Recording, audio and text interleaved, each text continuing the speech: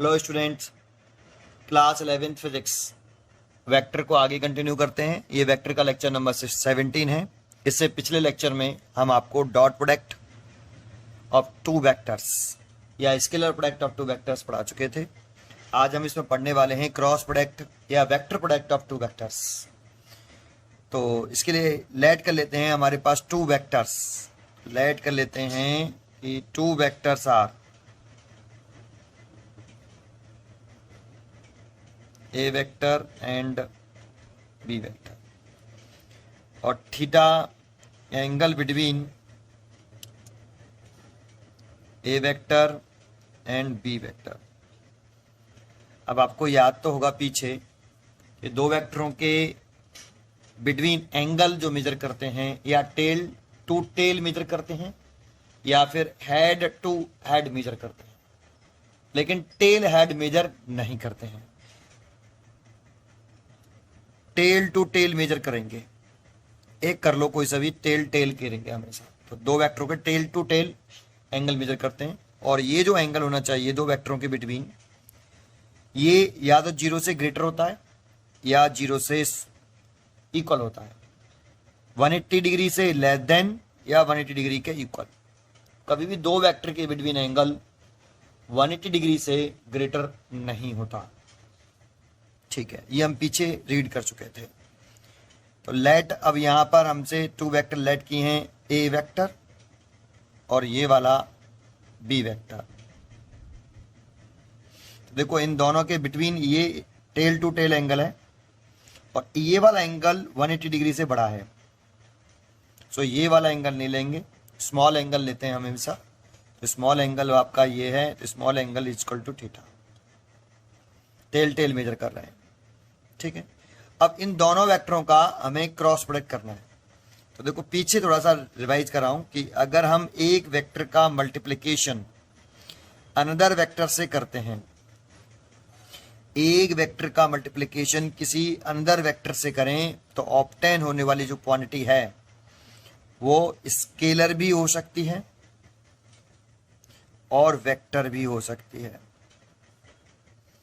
इसमें इसीलिए दो कंडीशन बन गई। अगर एक वेक्टर का मल्टीप्लिकेशन किसी अनदर वेक्टर से किया और ऑब्टेन होने वाली क्वांटिटी स्केलर हुई, तो बीच में आएगा डॉट,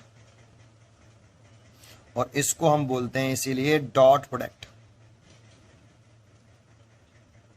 या फिर स्केलर प्रोडक्ट।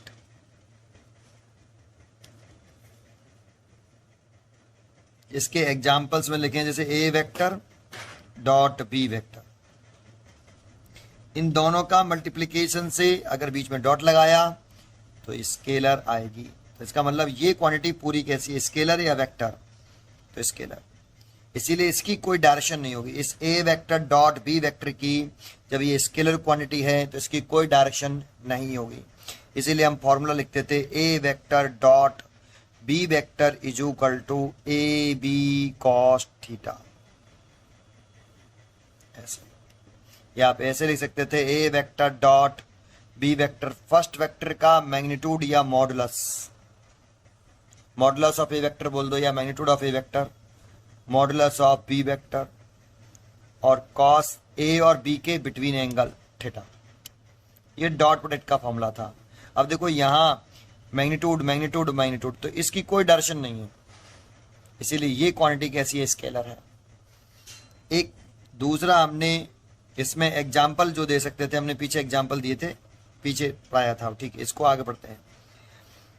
एक वेक्टर का मल्टीप्लिकेशन किसी अंदर वेक्टर से करें और ऑब्टेन होने वाली क्वांटिटी एक वेक्टर ही हो, अंदर वेक्टर हो। एक वेक्टर का मल्टीप्लिकेशन किया किसी अंदर वेक्टर से, ऑब्टेन हो एक न्यू वेक्टर, तो बीच में लगाते हैं हम फिर क्रॉस, और क्रॉस लगाते हैं तो इसे बोलते हैं हम क्रॉस प्रोडक्ट या फिर वेक्टर प्रोडक्ट। एग्जाम्पल में कहें कि अगर ये वाला वेक्टर लेट किया ए वेक्टर और ये वाला वेक्टर लेट किया हमने बी वेक्टर, और इनके मल्टीप्लिकेशन से आया, इन दोनों के मल्टीप्लिकेशन से आया एक नया वेक्टर, वेक्टर ऑब्टेन हुआ, तो बीच में हम क्रॉस लगाएंगे।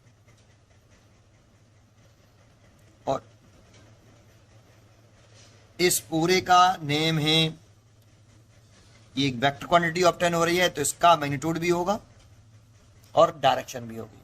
अब इन दोनों का मैग्नीट्यूड, सी वेक्टर का मैग्नीट्यूड और A vector cross B vector का मैग्नीट्यूड कैसा होगा? सेम।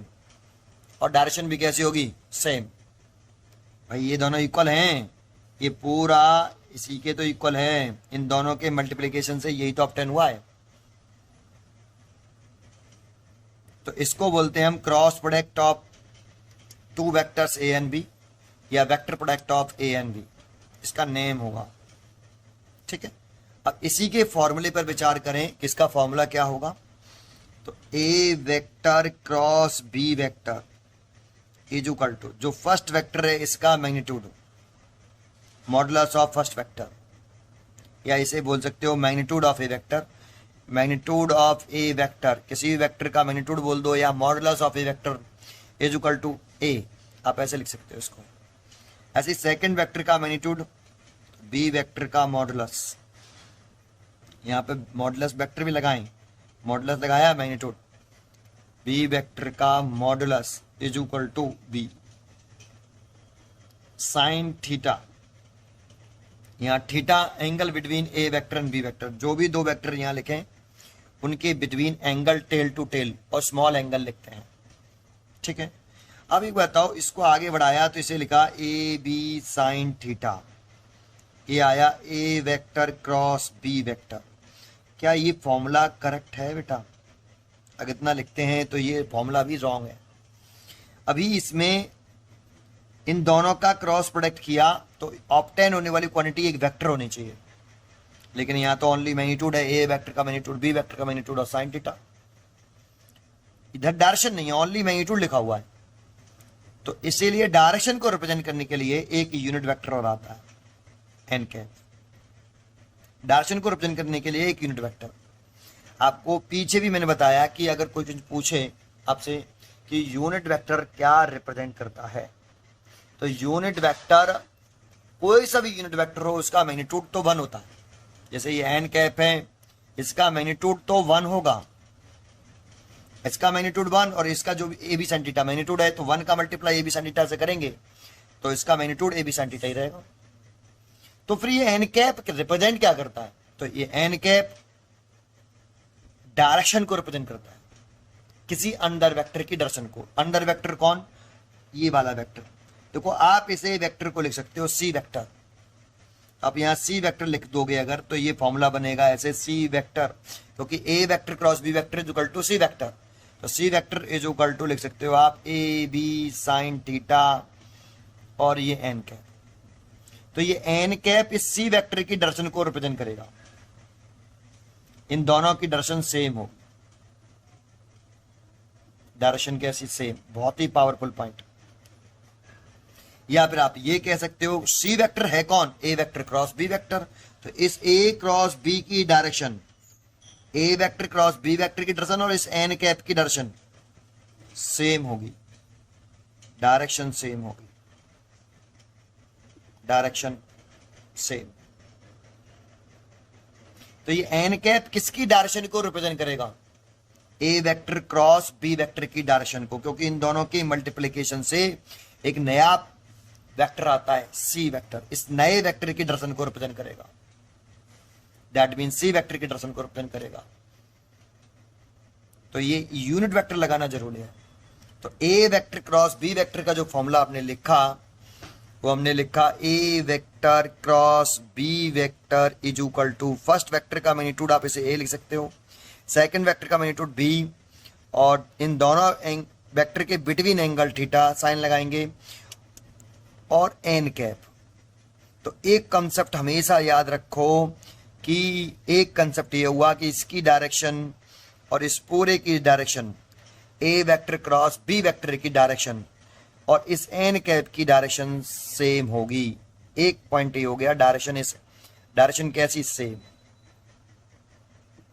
इस वाले कंसेप्ट को आप ध्यान रखना, एक पॉइंट हो गया, ये एक फर्स्ट पॉइंट हो गया। अब जरा सोचो, अगर हम इस A vector cross B vector का मैग्नीट्यूड ले लें बोथ साइड का, अगर हम इसमें बोथ साइड का ए वेक्टर क्रॉस बी वेक्टर का ओनली मैग्नीट्यूड कैलकुलेट करना चाहें तो ए क्रॉस बी वेक्टर का मॉडुलस, अब ए बी साइन थीटा, भाई ये तो मैग्नीट्यूड पहले से ही है तो इसके ऊपर मैग्नीट्यूड नहीं लगाएंगे, मॉडुलस नहीं लगाएंगे, मॉडुलस केवल वेक्टर क्वांटिटी में लगाते हैं। ये पहले से मैग्नीट्यूड है और ये एन कैप इसका मैग्नीट्यूड, और कोई भी यूनिट वेक्टर होता है उसका मैग्नीट्यूड, ये यूनिट वेक्टर है तो उसका मैग्नीट्यूड 1।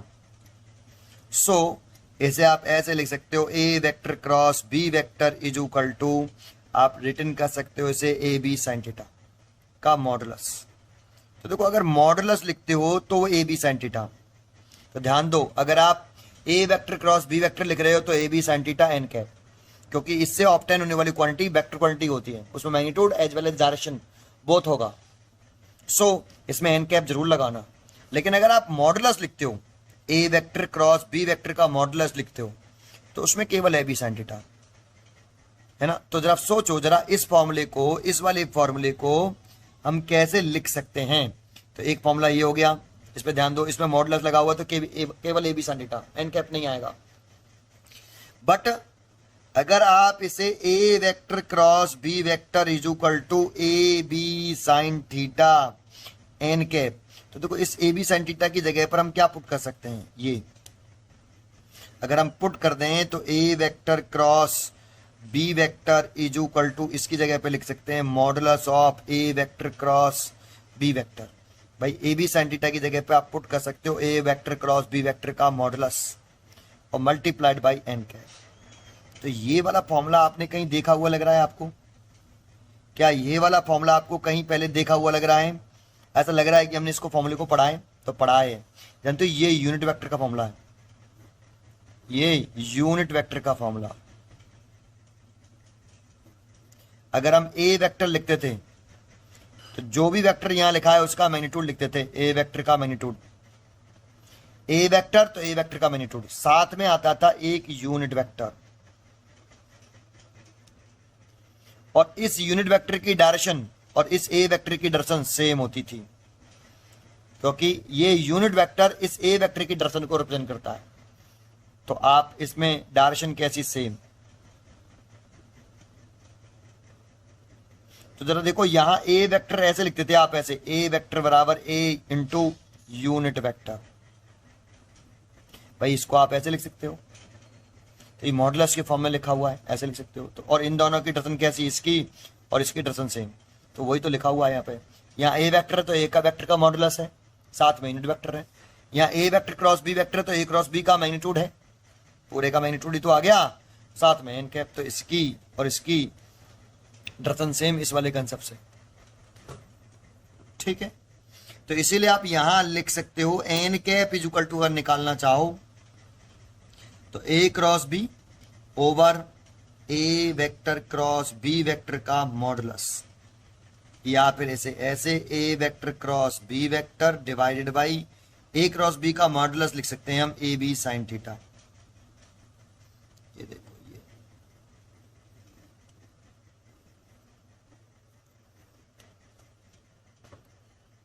समझ में आया?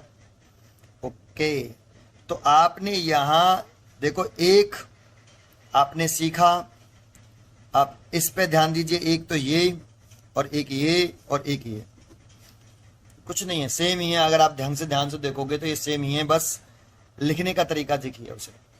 तो फाइनली देखो मैं इनको रिपीट करके दिखा रहा हूं डायरेक्टली।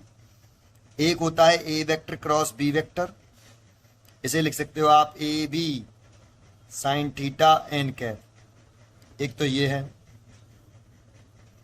अगर इसका मॉडुलस लिखा, A vector cross B vector का मॉडुलस लिखा, तो आप लिखोगे केवल A B sine theta, direction नहीं आएगी। तीसरा, अगर आप इस एन कैप की वैल्यू निकालो तो एन कैप की वैल्यू देखो यहीं से निकालो तो एन कैप आएगा A vector cross B vector divided by A B sine theta, ऐसे।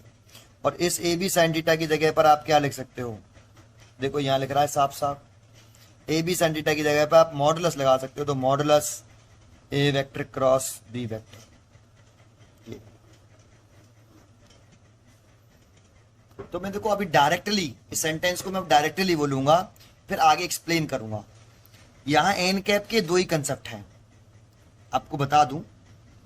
A vector cross B vector is equal to, थोड़ा समय ले रहा हूं, रिपीट कर रहा हूं क्योंकि ये बहुत इंपॉर्टेंट है बेटा, एन कैप। इस फॉर्मूले में, इस वाले फॉर्मूले में क्रॉस प्रोडक्ट, सबकी बात नहीं कर रहा, सब जगह की बात नहीं कर रहा, केवल क्रॉस प्रोडक्ट के फॉर्मूले में यहां इस एन कैप के दो सेंटेंस ने कंसेप्ट मैन है। पहला कंसेप्ट कि जो एन कैप होता है और इस ए क्रॉस बी की जो डायरेक्शन होती है वो सेम होती है, डायरेक्शन सेम। किसकी? ए वेक्टर क्रॉस बी वेक्टर की। मान लो ये ए वेक्टर क्रॉस बी वेक्टर की डायरेक्शन है और ये एन कैप की डायरेक्शन है, ये सेम होगी। एक पहला कंसेप्ट एन कैप का। दूसरा कंसेप्ट, ये जो एन कैप है ना, यहां जो एन कैप है वो ए के भी परपेंडिकुलर होगा, ए वेक्टर के परपेंडिकुलर होगा, ए के परपेंडिकुलर होगा, और ये जो एन कैप है वो बी के परपेंडिकुलर होगा। एक कंसेप्ट ये है, वेरी पावरफुल। समझाऊंगा, ये समझाऊंगा कैसे, ये तो मैंने आपको समझाया यहां कि इनकी डायरेक्शन सेम क्यों है। तो N cap perpendicular to A vector और N cap perpendicular to B vector, ये अगर ये क्रॉस प्रोडक्ट है तो इस क्रॉस प्रोडक्ट में चाहे आप कुछ भी लिख लो, ए वेक्टर या पी वेक्टर क्यू वेक्टर, तो P vector Q vector is equal to P Q sine theta N cap. और ये जो एन कैप जो भी यूनिट वेक्टर यहां आएगा, इस जगह पे जो भी लिख दोगे, N cap, are cap, K cap, I cap, जो कोई भी लिखोगे, वो जो भी दो वेक्टर यहां लिखोगे इंडिविजुअली उनके परपेंडिकुलर होगा, ऑलवेज होगा बेटा। और एक कंसेप्ट यहां पे और बता दूं कि जब सोचो एन कैप अगर ए के परपेंडिकुलर है और एन कैप की और A vector cross B vector की डायरेक्शन कैसी है? सेम। एन कैप की और ए क्रॉस बी की डायरेक्शन सेम है और एन कैप ए के perpendicular, that is A vector cross B vector भी परपेंडिकुलर होगा ए वेक्टर के, और A vector cross B vector भी परपेंडिकुलर होगा बी वेक्टर के। ये भी ऑलवेज होता है बेटा, किसी भी क्रॉस प्रोडक्ट में ऐसा होता है। अब इसको एक्सप्लेन करेंगे कि ऐसे कैसे बोला। ठीक, ये दो पॉइंट होते हैं एन कैप के। एन कैप की डायरेक्शन और ए क्रॉस बी की डायरेक्शन सेम होती है, और एन कैप ए के परपेंडिकुलर होता है और बी के परपेंडिकुलर होता है, और इन दोनों की डायरेक्शन सेम है। तो एन कैप अगर ए के परपेंडिकुलर है तो ए क्रॉस बी भी परपेंडिकुलर होगा ए के, और ए क्रॉस बी भी परपेंडिकुलर होगा बी के। यही एन कैप के कंसेप्ट है सबसे बड़ा। और ये फॉर्मूले हैं बेटा, 1 2 3, 3 तरीके से इसको रीड कर सकते हो आप। ठीक है, समझ में आया होगा।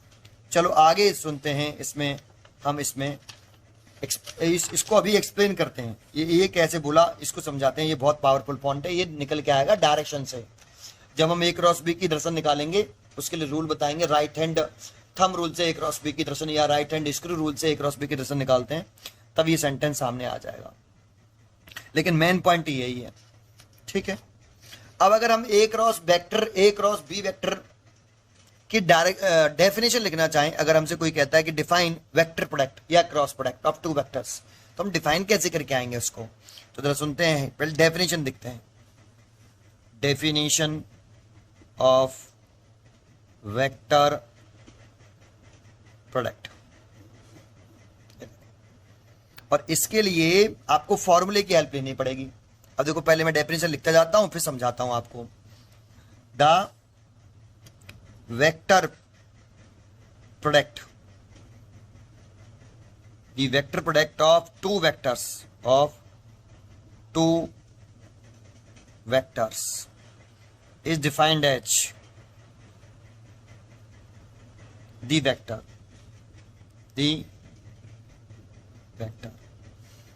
अब जरा समझो, जैसे ए वेक्टर है और क्रॉस बी वेक्टर, इसका नेम क्या है?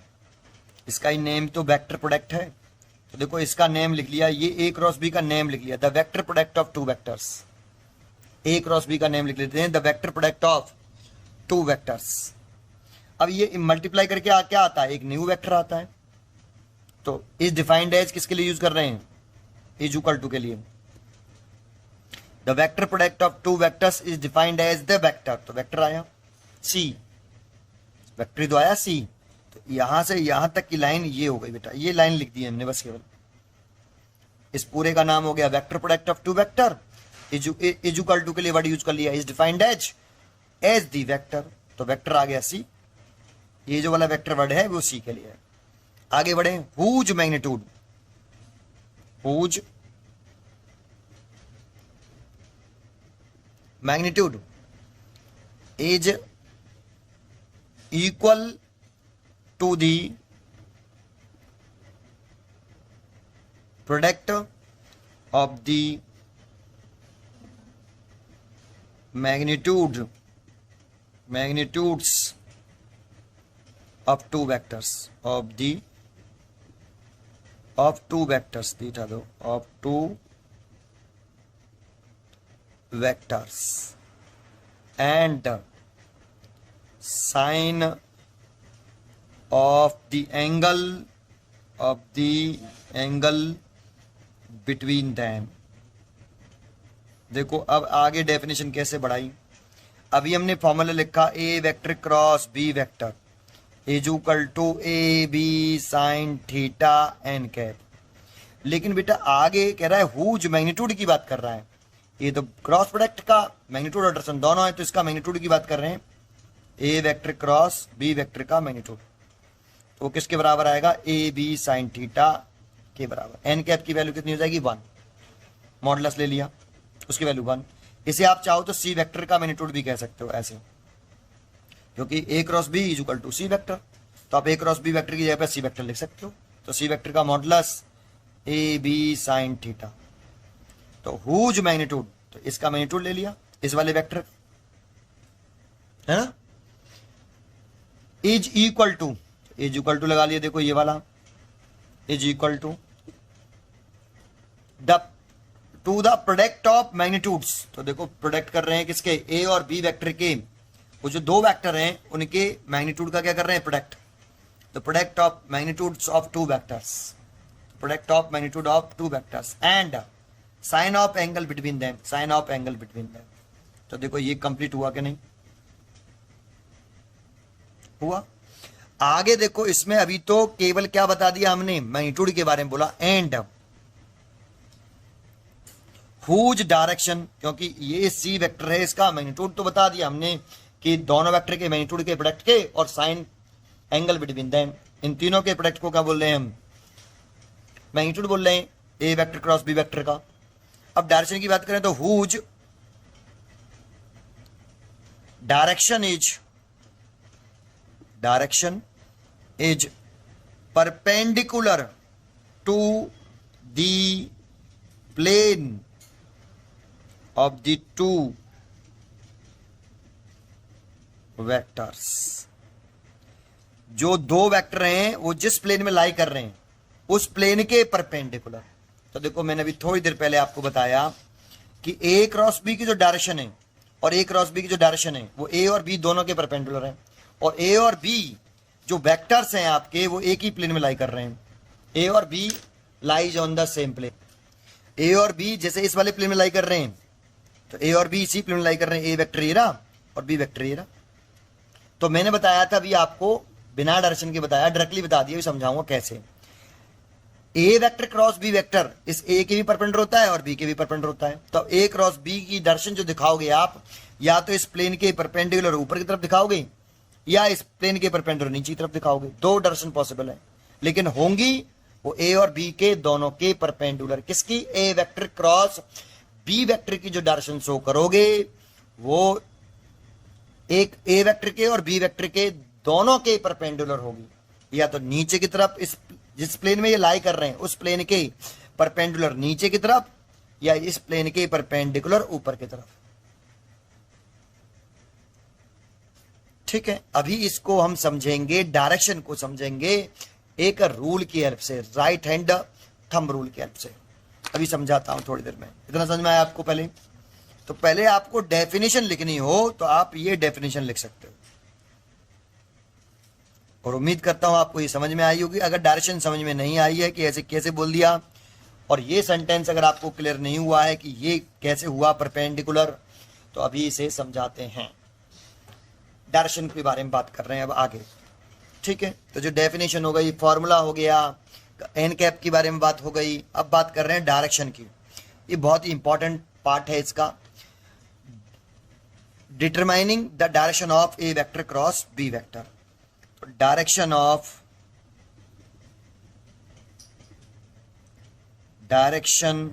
Of A vector cross B vector. तो दो वेक्टरों के क्रॉस प्रोडक्ट की डायरेक्शन कैसे निकालते हैं? तो इसके लिए यूज करते हैं हम राइट हैंड ही होना चाहिए, थंब रूल। तो पहले आप सीधा सुन लीजिए, राइट हैंड थंब रूल क्या होता है। हमें किसकी डायरेक्शन निकालनी है? A vector cross B vector की डायरेक्शन निकालनी है। तो ए वेक्टर और बी वेक्टर में से फर्स्ट पोजीशन पर कौन सा है? A vector. तो जो भी फर्स्ट वेक्टर पर हो, ए वेक्टर फर्स्ट पोजीशन पर तो A vector, B vector first position पर तो बी वेक्टर, जो भी फर्स्ट वेक्टर हो, अपने राइट हैंड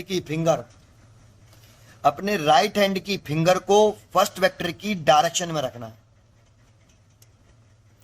ये जो फिंगर हैं ये फर्स्ट वेक्टर की डायरेक्शन में होनी चाहिए। अगर ए वेक्टर फर्स्ट वेक्टर है तो फर्स्ट वेक्टर की डायरेक्शन में, बी वेक्टर है तो बी वेक्टर की डायरेक्शन में।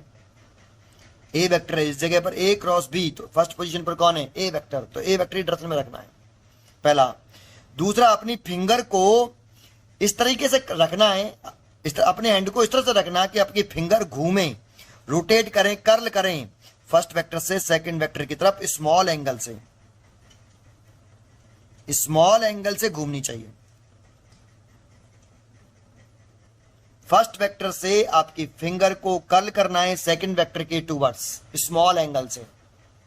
तो जो थंब आएगा, ये 90 डिग्री बनाना चाहिए ऐसे आपका। पहले ये जो थंब आएगा, इसमें जो थंब है 90 डिग्री, थंब ए क्रॉस बी की डायरेक्शन को रिप्रेजेंट करेगा, क्रॉस प्रोडक्ट की डायरेक्शन को रिप्रेजेंट करेगा थंब। ठीक है, तो चलो एक एग्जांपल इसको समझाते हैं कैसे। जैसे ये हमने एक इस तरीके से एक प्लेन ले लिया, ये एक प्लेन है और इस प्लेन को मैं XY प्लेन कंसीडर कर रहा हूं। एक आपकी कॉपी का सरफेस ही है, जैसे ये कॉपी का सरफेस है यार, ये कॉपी का सरफेस ही है, इसी कॉपी के सरफेस को बना लिया अगेन। ठीक है, अब इसमें ये ए वेक्टर है और ये बी वेक्टर है, तो ये दोनों एक ही प्लेन में लाई कर रहे हैं, ए और बी एक ही प्लेन में लाई कर रहे हैं, उनके बीच में ये एंगल है थीटा। अब ए और बी एक ही प्लेन में लाई कर रहे हैं, दैट मीन्स देखो ये एक प्लेन सरफेस हो गया, ये वाला ए वेक्टर ये है और बी वेक्टर ये है, और ये दोनों इसी प्लेन में लाई कर रहे हैं, ऐसे रखे हैं, ये ऊपर नहीं है, ऐसे नहीं है बेटा। ये उसमें थोड़ा सा ऐसा लग सकता है कि कहीं ऐसे तो नहीं है, ये वेक्टर ए वेक्टर ये रहा, बी वेक्टर ऐसा है, एग्जैक्ट में ये दोनों ऐसे ही हैं, एक ही प्लेन में लाई कर रहे हैं, ए और बी। अब आपको क्रॉस प्रोडक्ट की डायरेक्शन निकालनी है, A vector cross B vector की।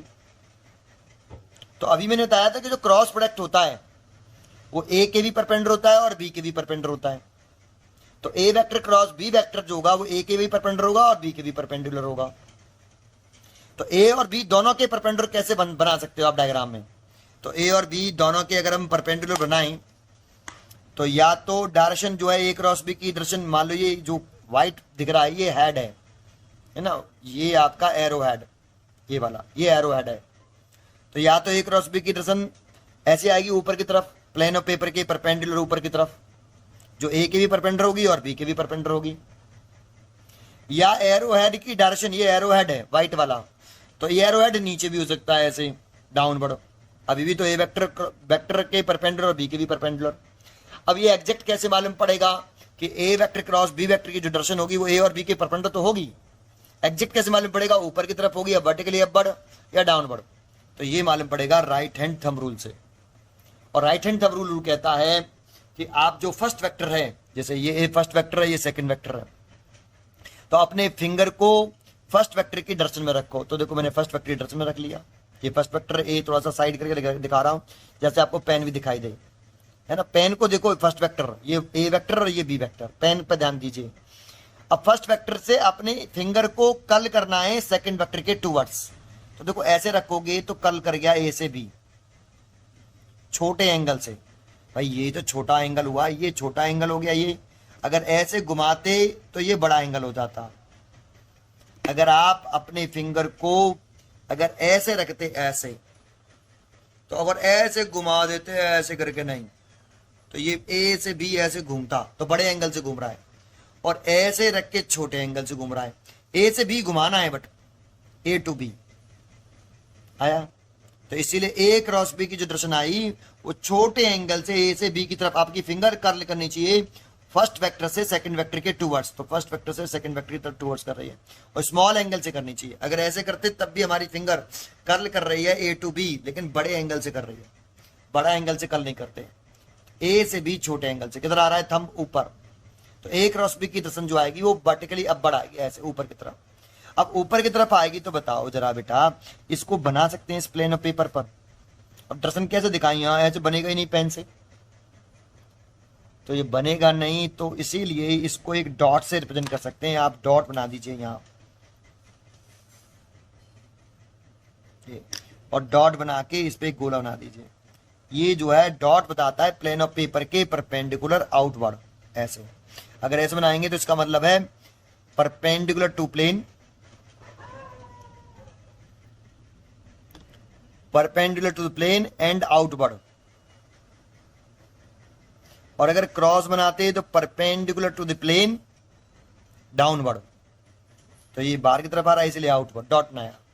या फिर एक तरीका और है कि आप प्लेन ऑफ पेपर बनाइए, ये ए वेक्टर है और ये बी वेक्टर। अब ये ध्यान रखना ये एक ही प्लेन में लाई कर रहे हैं ऐसे, ये प्लेन ऑफ पेपर इसलिए बनाया है, ये वाला plane of paper X Y plane है, इस प्लेन के परपेंडिकुलर ये, और यहां से छोड़ देंगे ऐसे खाली ऐसे, तो ये ए क्रॉस बी, ये शो करने का दूसरा तरीका। अब यहां पर ऐसा लग रहा है ये 3D फिगर हो गया ना बेटा, यहाँ पे तो ये ऐसे दिखा दिया मैंने, ए की भी परपेंडिकुलर है बी की भी परपेंडिकुलर है, तो यहाँ पे तो परपेंडिकुलर दिखाई दे रहा है, बट यहाँ ऐसा लग रहा है कि वो ए के तो परपेंडिकुलर है लेकिन बी के नहीं है, लग रहा है क्योंकि 3D है, लेकिन एक्चुअल में ये ऐसे है बेटा। और ए और बी ए की प्लेन में लाई कर रहे हैं, ए ऐसे लाई कर रहा है, बी ऐसे लाई कर रहा है, तो ए क्रॉस बी की दर्शन जो है वो ऐसे दिखा सकते हो, आया। और जो ए क्रॉस बी की दर्शन होती है वही एन कैप की दर्शन होती है, ये मैंने आपको पीछे सिखाया। तो ए क्रॉस बी अगर ए के परपेंडिकुलर है, ए क्रॉस बी अगर बी के परपेंडिकुलर है, तो एन कैप भी ए के परपेंडिकुलर होगा, बी के परपेंडिकुलर होगा। यहां से एक vector cross B vector perpendicular to A vector, और A vector cross B vector perpendicular to B vector. So N cap also perpendicular to A vector और N cap also perpendicular to B vector. A cross B की direction और N cap की direction same होगी, ठीक है। अगर आप B cross ए दिखाना चाहते हो, अगर आप बी क्रॉस ए की दर्शन निकालते हैं, यहां से B vector cross A vector की दर्शन निकालते हैं, इसकी दर्शन निकालते हैं, डायग्राम यही रखते हैं कि भाई आपका ये ए वेक्टर है और ये आपका बी वेक्टर है। तो अब हम डायरेक्शन दिखाएं, ये इनके बीच में एंगल है, तो हमें अपना राइट हैंड किस डायरेक्शन में रखना चाहिए? बी वेक्टर की डायरेक्शन में। तो ऐसे रखते हैं, ऐसे रखा, जैसे इसको भी समझाऊं एक पेन से, ये ए वेक्टर है और ये एक बी वेक्टर है, ऐसे। अब हमें हाथ बी वेक्टर पे रखना है। अगर हमें ऐसे बी वेक्टर पे हाथ रखा है, ऐसे देखो थोड़ा साइड से बी वेक्टर दिखाई दे आपको, अरे रुको, अब दिख रहा हुआ, ऐसे हाथ रखते हैं और बी वेक्टर से ऐसे घुमा रहे हैं, तो बड़े एंगल से घूम रहा है बेटा ये, तो बड़े एंगल से तो नहीं घुमाना है, तो छोटे एंगल से रखने के लिए बी वेक्टर पे हाथ ऐसे और बी से ए की तरफ घुमाना है, बी से ए, तो थंब किधर आ रहा है? नीचे। तो अब क्रॉस प्रोडक्ट की दर्शन नीचे आ रही है, बी क्रॉस ए की दर्शन नीचे आ रही है, तो ए क्रॉस बी की दर्शन और बी क्रॉस ए की दर्शन कैसी होती है? अपोजिट। ए क्रॉस बी की दर्शन अभी ऊपर आ रही थी, ए क्रॉस बी की दर्शन ऊपर और बी क्रॉस ए की दर्शन नीचे। तो ए क्रॉस बी और B cross A direction opposite होती हैं। तो यहां बी क्रॉस ए की दर्शन दिखाएं तो हम ऐसे दिखा सकते हैं, ये B vector cross A vector है ना। तो ये बताओ, ऊपर की तरफ आपने एन कैप लिया था, तो नीचे की तरफ लेंगे माइनस का एन कैप, या ए क्रॉस बी और बी क्रॉस ए की direction same, opposite, sorry, B cross A की दर्शन कैसी? अपोजिट, लेकिन मैग्नीट्यूड सेम होगा, डायरेक्शन अपोजिट होगी ये ए क्रॉस बी की, बी क्रॉस ए की। तो इनके यूनिट वेक्टर जो लिख रहे हो, जैसे यहां लिख दिया बी ए साइन थीटा एन कैप, अब एन कैप की जो डायरेक्शन होगी, जैसे एन वन कैप लिख दिया, तो यहाँ एन वन कैप की जो डायरेक्शन होगी, एन वन लिख लिया, तो अब इसकी और इसकी डायरेक्शन सेम होने वाली है ना। एन कैप और N one cap, N one लिखा है, B vector cross A vector की डायरेक्शन और एन वन कैप की डायरेक्शन सेम होगी, एन वन लिख देता हूं, है ना। लेकिन मैग्नीट्यूड देखो इसका भी कितना है, ए बी साइन थीटा, तो ए क्रॉस बी का मैग्नीट्यूड और बी क्रॉस ए का मैग्नीट्यूड इक्वल होता है, but A vector cross B vector does not equal to B vector cross A vector, क्योंकि दो वेक्टरों को इक्वल होने के लिए मैग्नीट्यूड और डायरेक्शन बोथ इक्वल होनी चाहिए। आपने पढ़ा हुआ इक्वल वेक्टर, ऐसे वेक्टर जिनके मैग्नीट्यूड और डायरेक्शन दोनों सेम होते हैं तो वो इक्वल वेक्टर्स होते हैं। बट यहाँ पे मैग्नीट्यूड तो सेम है, ए बी साइन थीटा और A B sine theta, but direction opposite है, इसीलिए इनको ऐसे नहीं लिख सकते। लेकिन मैग्नीट्यूड इक्वल है, तो ए क्रॉस बी का मैग्नीट्यूड और बी क्रॉस ए वेक्टर का मैग्नीट्यूड इक्वल होगा, और उसे आप लिख सकते हो A B sine theta. Magnitude equal है बट पूरा डायरेक्शन इक्वल नहीं है, तो ए क्रॉस बी की और बी क्रॉस ए की डायरेक्शन अपोजिट है, मैग्नीट्यूड इक्वल हो, तो उसको फिर ऐसे लिख सकते हैं, A vector cross B vector is equal to minus B vector cross A vector. Minus sign बता रहा है कि ए क्रॉस बी का डायरेक्शन और बी क्रॉस ए का डायरेक्शन अपोजिट है। आपने पढ़ा हो पीछे कि अगर ए वेक्टर ऐसे है और बी वेक्टर ये है, तो दोनों वेक्टर के मैग्नीट्यूड कैसे बताओ, सेम, बट डायरेक्शन अपोजिट, तो इसे ऐसे लिख देते हैं हम, A vector is equal to minus का B vector. Minus sign indicate कर रहा है कि ए वेक्टर और बी वेक्टर की डायरेक्शन अपोजिट है, बट ये इक्वल लग रहा है, ये इंडिकेट कर रहा है दोनों के मैग्नीट्यूड इक्वल है। तो ऐसे ही तो ए क्रॉस बी का बी क्रॉस ए का मैग्नीट्यूड सेम है और डायरेक्शन अपोजिट है, तो इसको ऐसे लिख सकते हैं। लेकिन ऐसे डायरेक्ट इंटरचेंज नहीं कर सकते पोजीशन, माइनस साइन लगा के इंटरचेंज कर सकते हैं। तो कभी भी अगर डायरेक्शन आपको इनकी पोजीशन इंटरचेंज करनी हो, ए की जगह पर बी, बी की जगह पर ए, तो माइनस साइन लगा के करना पड़ेगा। ठीक है, इतनी बात समझ में आई। तो ये ए क्रॉस बी की डायरेक्शन कैसे निकालते हैं, बी क्रॉस ए की डायरेक्शन कैसे निकालते हैं बताया, और ये आपको पॉइंट समझ में आया कि परपेंडिकुलर क्यों है। ठीक है, चलिए आगे देखते हैं। अगर आपको ये समझ में आया, बहुत ही इंपॉर्टेंट पॉइंट है, इसके ऊपर देखो, इस प्रॉपर्टी के ऊपर क्वेश्चन कैसे बनता है वो मैं आपको समझाऊंगा आगे। ठीक है, आगे कंटिन्यू करते हैं। Examples of vector product.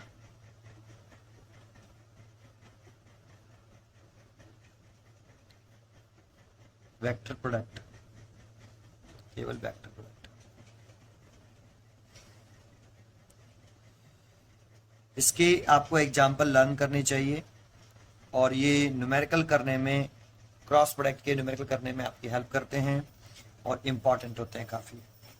अभी लर्न करने पड़ेंगे लेकिन आगे चल के ये आपको आ जाएंगे।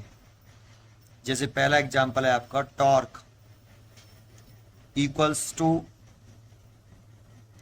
Are vector cross F vector.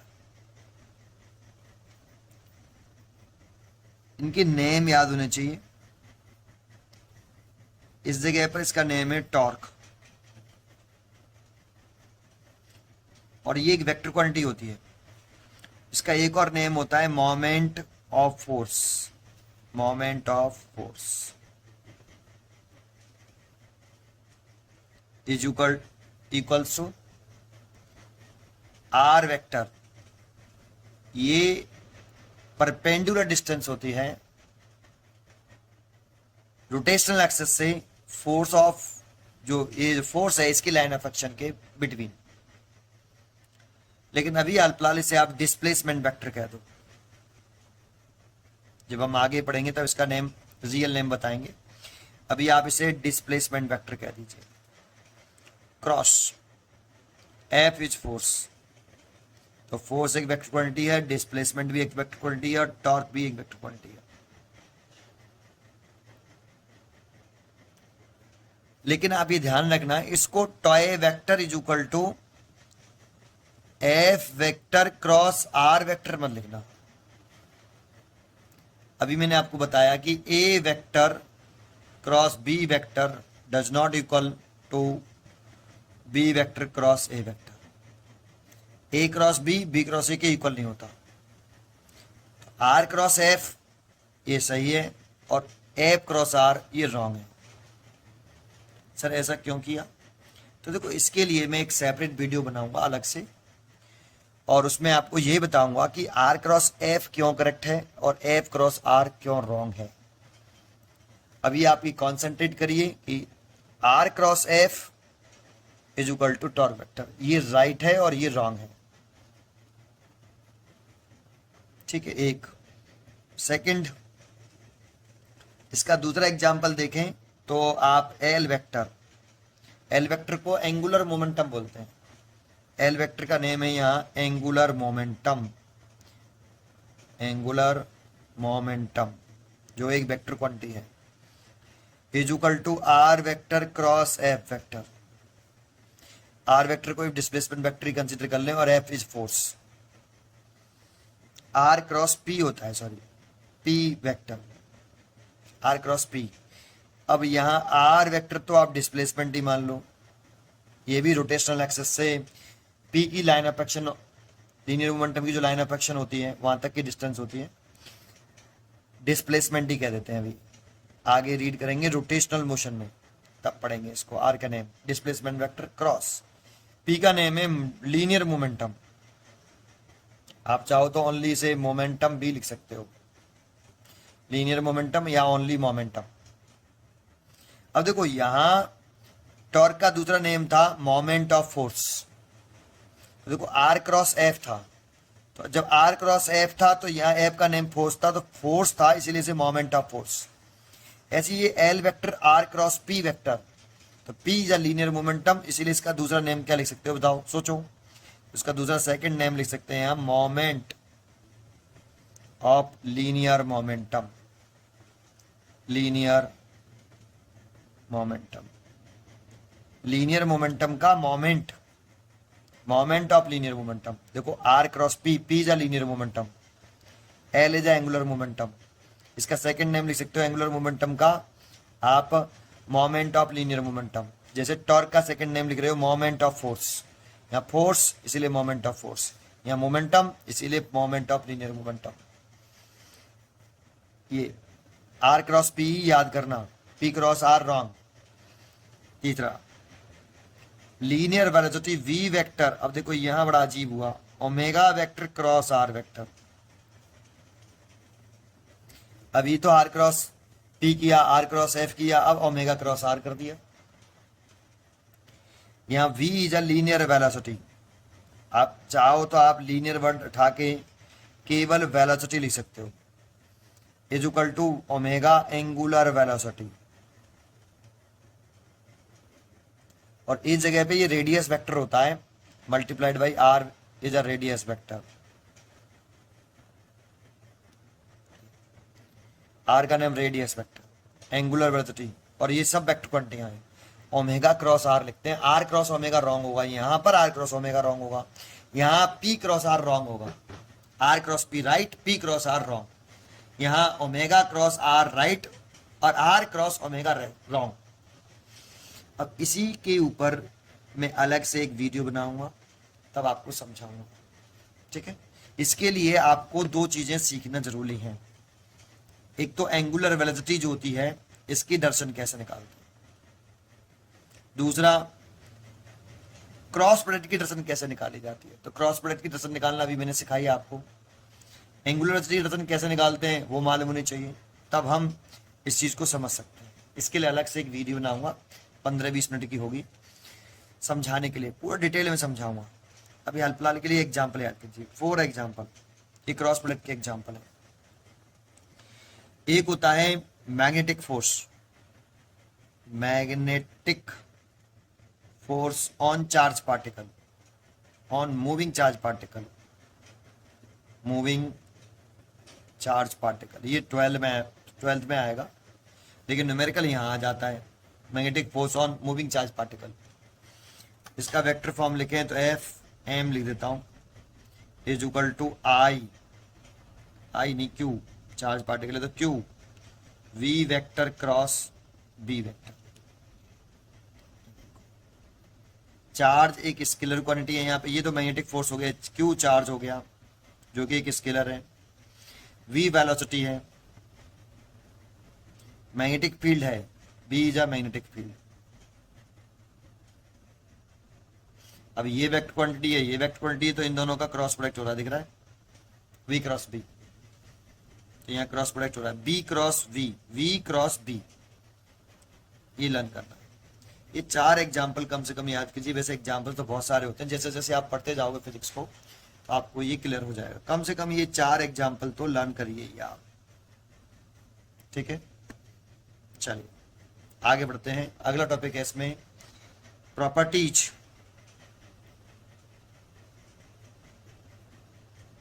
Of vector product.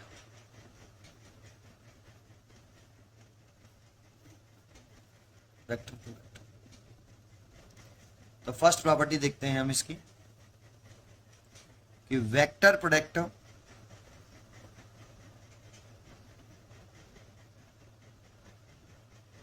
Is not commutative. Vector product जो होता है वो कॉम्यूटेटिव लॉ को अभी नहीं करता। That means A vector cross B vector does not equal to B vector cross A vector. Commutative का मतलब होता है क्रम विनिमय, विनिमय, क्रम मतलब पोजीशन और विनिमय मतलब एक्सचेंज। इसमें पोजीशन एक्सचेंज नहीं कर सकते क्रॉस प्रोडक्ट में। एक ए वेक्टर क्रॉस बी वेक्टर में ए वेक्टर फर्स्ट पोजीशन पर है, बी सेकंड पोजीशन पर। अगर इनकी पोजीशन इंटरचेंज करके लिखना चाहें, बी को आगे ए को पीछे, तो नहीं कर सकते, इक्वल नहीं होते। तो अभी मैंने इसका रीजन दिया था कि ए क्रॉस बी क्रॉस की इक्वल नहीं है, बिकॉज इनकी डायरेक्शन अपोजिट है, सेम नहीं है। मैग्नीट्यूड इक्वल है बट डायरेक्शन अपोजिट है, इसीलिए ये इक्वल वेक्टर नहीं हो सकते। तो ये आप यहां ये लिख सकते हो कि ये कैसा होता है, vector product is anti commutative. Anti commutative होता है। एंटी कॉम्यूटेटिव का मतलब A vector cross B vector को आप लिख सकते हो माइनस का लगा के B vector cross A vector, ये लिख सकते हो। माइनस साइन इंडिकेट कर रहा है कि ए क्रॉस बी की डायरेक्शन और बी क्रॉस ए की डायरेक्शन अपोजिट होती है। तो अगर आपसे कभी पूछे angle between A cross B and B cross A, तो 180 डिग्री, क्योंकि ए क्रॉस बी अगर ऊपर है तो बी क्रॉस ए नीचे होगा, और इनके बिटवीन एंगल देखेंगे तो 180 डिग्री। इनके डायरेक्शन अपोजिट है, मैग्नीट्यूड इक्वल है, ए क्रॉस बी का magnitude A B sine theta, B cross A का magnitude A B sine theta. Magnitude same but direction opposite, ऐसे लिख सकते हो, लेकिन इंटरचेंज करके जस्ट नहीं लिख सकते। तो ये फर्स्ट प्रॉपर्टी हो गई। सेकंड प्रॉपर्टी की तरफ चलते हैं। Vector product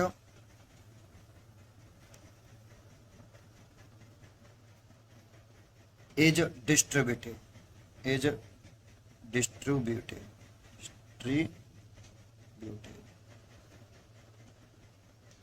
vector product distributive law को ऑबे करता है।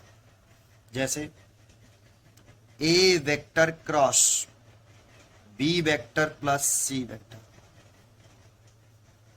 A vector cross B vector plus C vector, plus लगाए, यहां पर क्रॉस लगाए, तो ए फर्स्ट पोजीशन पर है तो ए फर्स्ट पे ही रहना चाहिए, इसको ध्यान रखना है बस। ए क्रॉस बी अंदर मल्टीप्लाई कर लो, तो ए क्रॉस बी प्लस लग रहा है तो प्लस लगा लो, ए क्रॉस सी, बस ये ध्यान रखना है आपको। इसमें ए फर्स्ट पोजीशन पर है तो फर्स्ट पे ही रहना चाहिए।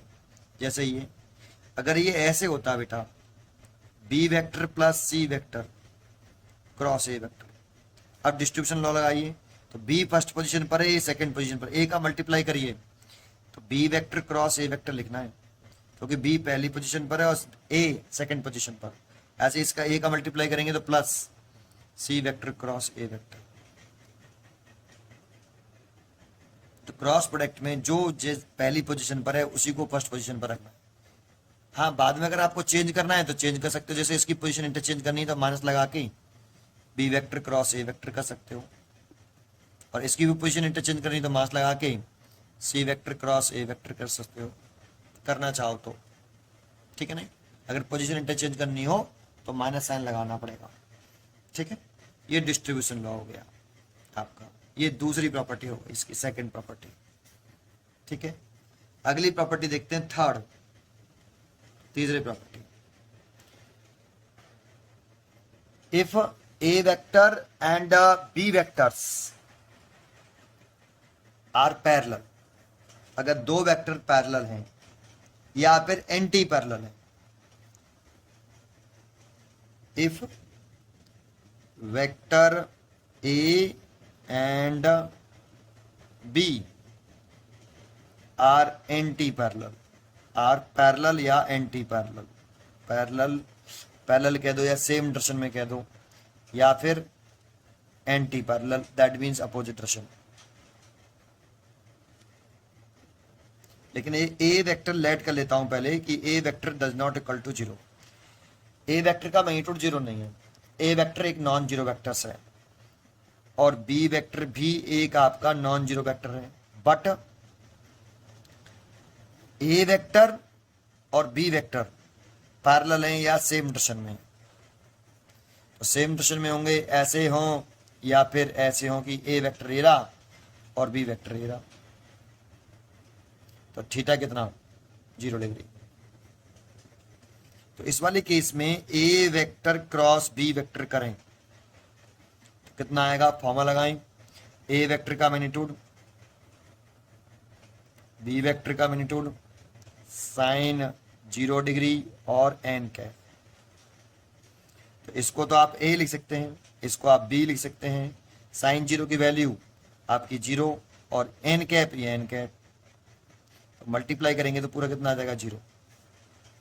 तो A vector cross B vector is equal to 0। अगर कभी भी दो वेक्टरों का क्रॉस प्रोडक्ट 0 आए, कैसे दो वेक्टर हैं कि इफ हमारे पास दो वेक्टर हैं, ए नॉन जीरो वेक्टर्स हैं ए और बी, बट वो पैरेलल हैं, A vector is parallel to B vector,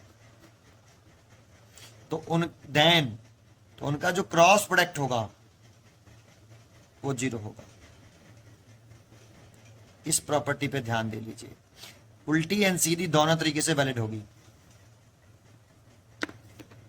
अगर ए और बी पैरेलल हैं तो उनका क्रॉस प्रोडक्ट 0, और दो वेक्टरों का अगर क्रॉस प्रोडक्ट 0 है, दो नॉन जीरो वेक्टर है उनका क्रॉस प्रोडक्ट 0 है तो वो पैरेलल। क्रॉस प्रोडक्ट अगर 0 हो तो पैरेलल होंगी, और अगर क्रॉस पैरेलल हो, नॉन जीरो वेक्टर्स हो, तो उनका क्रॉस प्रोडक्ट 0 होगा। उल्टा एंड सीधा, वेरी मोस्ट इंपॉर्टेंट प्रॉपर्टी। एक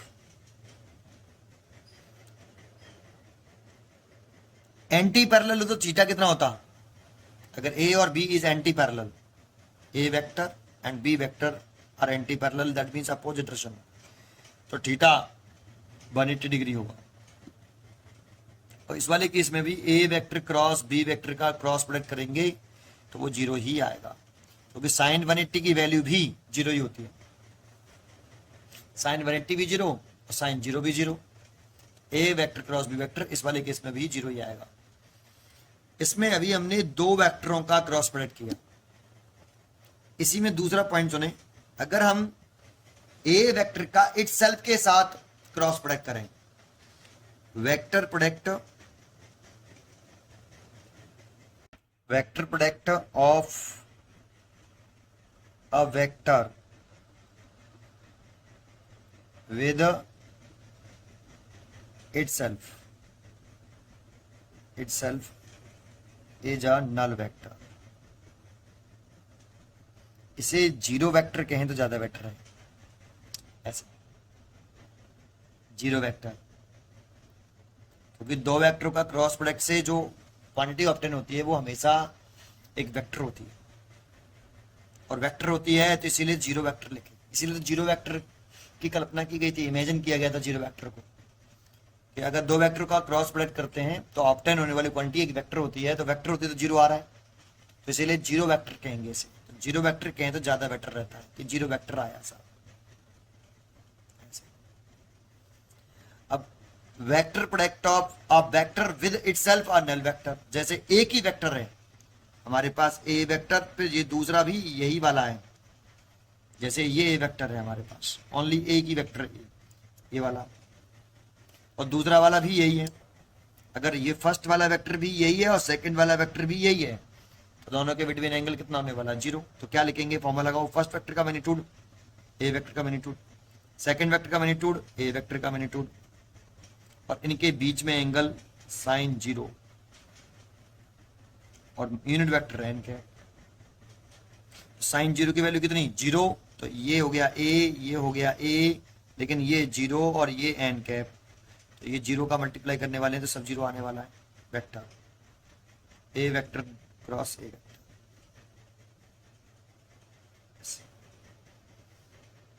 इसमें सी देखें, अभी इसमें A cap cross A cap करते हैं। अब ये यूनिट वेक्टर है, मालूम है आपको, ए वेक्टर का मॉडुलस लेते हैं तो ए आता है, लेकिन ए कैप का मैग्नीट्यूड लेंगे तो 1 आएगा। तो इसमें लिखेंगे ए कैप का मॉडुलस और ए कैप का मॉडुलस साइन। अब ये भी दोनों सेम है, इसीलिए इनके बीच में एंगल 0 डिग्री होगा, और ये एन कैप। लेकिन इसकी वैल्यू, जैसे यहां इसकी वैल्यू ए लिख ली है, इसकी वैल्यू ए लिख ली, इसकी वैल्यू भी ए लिख ली, क्योंकि ए वेक्टर का मैग्नीट्यूड ए होता है। बट इसकी वैल्यू ए मत लिख लेना कि ए, इसकी वैल्यू आएगी 1, इसकी वैल्यू 1, इसकी वैल्यू भी 1, और इसकी वैल्यू 0, और ये एन कैप आने वाला 0 ही है, लेकिन रिप्रेजेंटेशन ऐसा होगा बेटा, इसकी वैल्यू 1 होगी, जबकि यहां लिख रहे हैं इसकी वैल्यू ए। तो ये तीसरा पॉइंट। तो अगर सिमिलर टाइप के यूनिट वेक्टर हों, उनका भी क्रॉस प्रोडक्ट करें तो 0 ही आएगा। और देख लें, अब आपको ऑर्थोगोनल यूनिट वेक्टर याद हो, एक्स एक्सिस, वाई एक्सिस और जेड एक्सिस। एक्स एक्सिस में यूनिट वेक्टर हम कंसीडर करते थे standard I cap, positive x axis में। वाई एक्सिस में हम स्टैंडर्ड करते थे जे कैप, और जेड एक्सिस में हम करते थे के कैप। आई कैप का नाम था unit vector along X axis, J cap unit vector along Y axis, K cap unit vector along Z axis. और ये तीनों आपस में म्यूचुअली परपेंडिकुलर होते हैं 90 डिग्री, तो इसीलिए इन्हें ऑर्थोगोनल यूनिट वेक्टर कहा जाता है। ऑर्थोगोनल का मतलब होता है perpendicular. Orthogonal unit vectors, unit vector IJK are called orthogonal unit vectors. अगर हम यहां पर D I cap cross I cap करें तो देखो, पहला आई कैप दूसरा भी आई कैप, तो दोनों के डायरेक्शन सेम, और डायरेक्शन सेम तो एंगल 0 डिग्री लिखें। तो आई कैप फर्स्ट वाले वेक्टर का मैग्नीट्यूड, सेकंड वाले यूनिट वेक्टर का मैग्नीट्यूड, एंगल 0 डिग्री, और ये एन कैप। तो भाई आई कैप का मैग्नीट्यूड आई नहीं लिखना, ये भी यूनिट वेक्टर है, आई कैप का मैग्नीट्यूड कितना, 1, इसलिए इसे 1 लिखना है, इसकी वैल्यू भी 1 लिखनी है, और साइन 0 की वैल्यू 0, और इस एन कैप देखो मल्टीप्लाई करेंगे तो कितना आने वाला है, 0।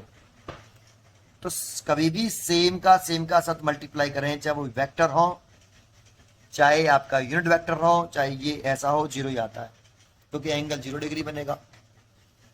तो इसीलिए ये एक प्रॉपर्टी में आप ध्यान रखिए, आई cap cross I cap, J cap cross J cap, K cap cross K cap is equal to 0। और वेक्टर कहूं तो ज्यादा वेक्टर, और ऐसा, क्योंकि दो वेक्टर का मल्टीप्लिकेशन अगर क्रॉस प्रोडक्ट होता है तो वो वेक्टर ही होता है। क्रॉस प्रोडक्ट लगा हुआ तो वेक्टर ही आना चाहिए। ठीक है, चलिए, ये प्रॉपर्टी आपको समझ में आई होगी, बहुत ही इंपॉर्टेंट प्रॉपर्टी। अब इससे अगली प्रॉपर्टी देखते हैं। ये आपकी कितनी प्रॉपर्टियां हो गई, 3 प्रॉपर्टी हो गई थी। फोर्थ प्रॉपर्टी देखते हैं। फोर्थ प्रॉपर्टी, ये भी बहुत ही बढ़िया प्रॉपर्टी है।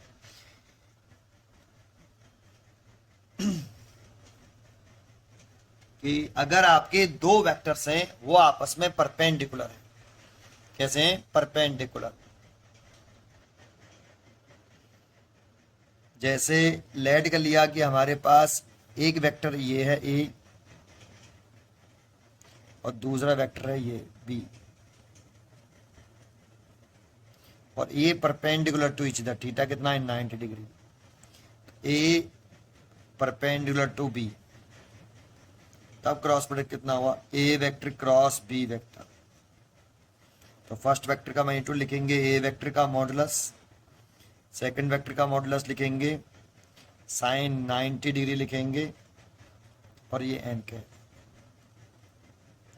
और ये आ जाएगा फर्स्ट वेक्टर का मैग्नीट्यूड ए बी और साइन 90 की वैल्यू 1, और ये हो जाएगा एन के, ए वेक्टर क्रॉस बी वेक्टर। ये तो इतना आया, बट इसका अगर मैग्नीट्यूड ले लें ए वेक्टर क्रॉस बी वेक्टर का मॉडुलस, तो वो आएगा ए बी एन कैप का मैग्नीट्यूड, और इसकी वैल्यू कितनी, किसी भी यूनिट वेक्टर की वैल्यू मॉडुलस लेते हैं तो 1, मैग्नीट्यूड 1।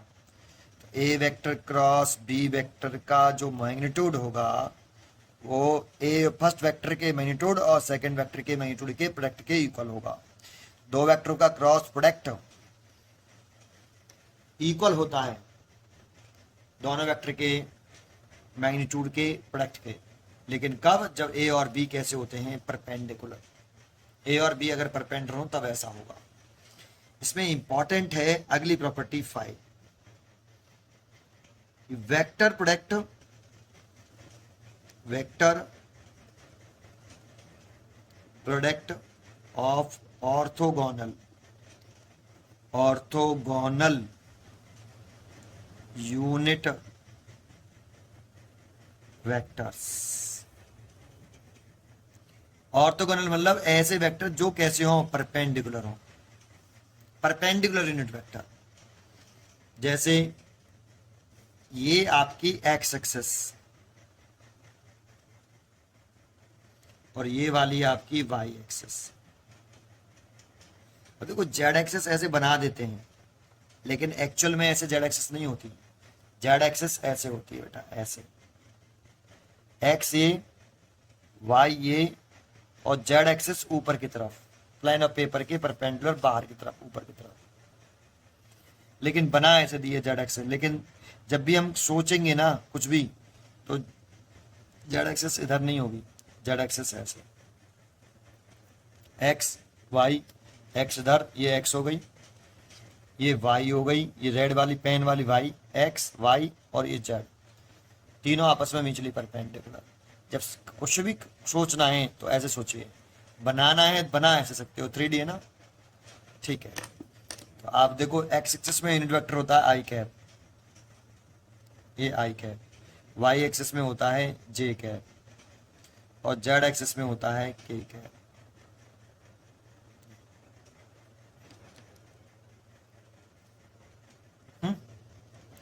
अब देखो अगर हमसे कहता है कि I cap cross J cap, अब देखो आई और जे ऑर्थोगोनल है, दैट मींस आई कैप और जे कैप परपेंडिकुलर है, I cap perpendicular to J cap, तो इन दोनों के बीच में कितना एंगल है 90 डिग्री। आई कैप इसका क्रॉस प्रोडक्ट करें तो आई कैप का मैग्नीट्यूड, जे कैप का मैग्नीट्यूड, और एंगल कितना साइन 90 डिग्री, और साथ में एक यूनिट वेक्टर। तो इसकी वैल्यू तो 1 हो गई, इसकी वैल्यू भी 1, क्योंकि यूनिट वेक्टर है, इनके मैग्नीट्यूड 1 होते हैं, साइन 90 की वैल्यू भी 1, और ये आया एन कैप। तो I cap cross J cap is equal to N cap. अब आपको याद होगा मैंने आपको पीछे बताया था अभी कि A vector cross B vector is equal to A B sine theta N cap लिखते हैं। तो ये जो एन कैप होता है वो इस ए वेक्टर के परपेंडिकुलर होता है, ये एन कैप होता है, ये परपेंडिकुलर होता है बी वेक्टर के, दोनों के परपेंडिकुलर होता है। तो ये एन कैप, यहां पर ये एन कैप परपेंडिकुलर होगा आई कैप के, और ये एन कैप परपेंडिकुलर होगा जे कैप के। तो दोनों के परपेंडिकुलर तो भाई कौन है यहाँ पर, आई और जे, दोनों के परपेंडिकुलर कौन है, के कैप। तो के कैप की वैल्यू होगी, इस एन कैप की वैल्यू एक्चुअल में क्या होनी चाहिए, के कैप। देखो के कैप लिखो, एन कैप लिखो, यहां पर एक ऐसा यूनिट वेक्टर लिखा जाता है जो इन दोनों के परपेंडिकुलर हो, ये होता है इंपॉर्टेंट।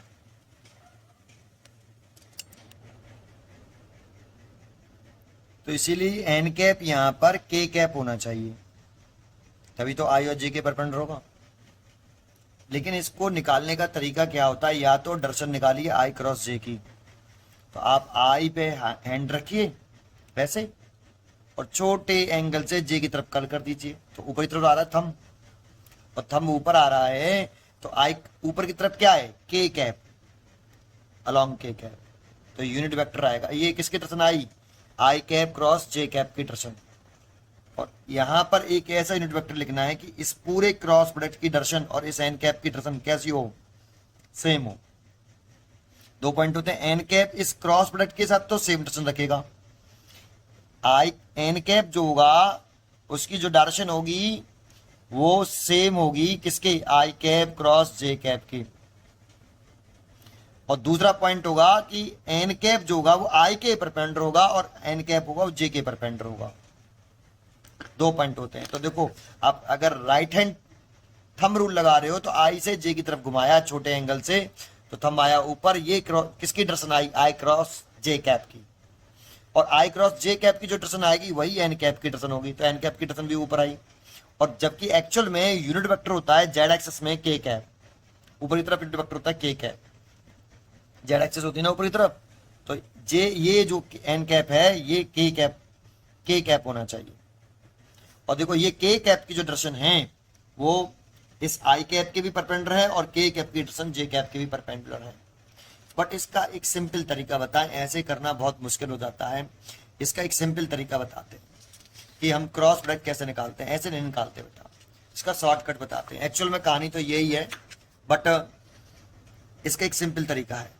जैसे I cap cross J cap निकालना है, तो आप यहाँ आई लिख लीजिए, आई, यहाँ आप जे लिख लीजिए, या पहले एक काम करिए, एक सर्कल बना लीजिए, पहले आप एक सर्कल बना लीजिए, फिर उस पर 3 पॉइंट लिख लीजिए, आई, ये जे और ये के। अब आई के बाद जे आता है ना कि के आता है एबीसीडी में, इसलिए आई से जे की तरफ आप एक एरो बना दीजिए, जे के बाद फिर के आता है तो के की तरफ एरो बना दीजिए, फिर ऐसे एक साइकिल क्वार्टर बना लिया, दिख रहा है, आई से जे से के। अब देखो आई क्रॉस जे निकालना है तो आई से जे की तरफ चलना है आपको शॉर्टेस्ट पाथ से। तो अगर आप आई से जे चलो शॉर्टेस्ट पाथ से, देखो ये शॉर्टेस्ट पाथ हो गया आई से जे चलने का। अगर आप ऐसे आते आई से जे तो ये लॉन्गेस्ट पाथ हो जाता।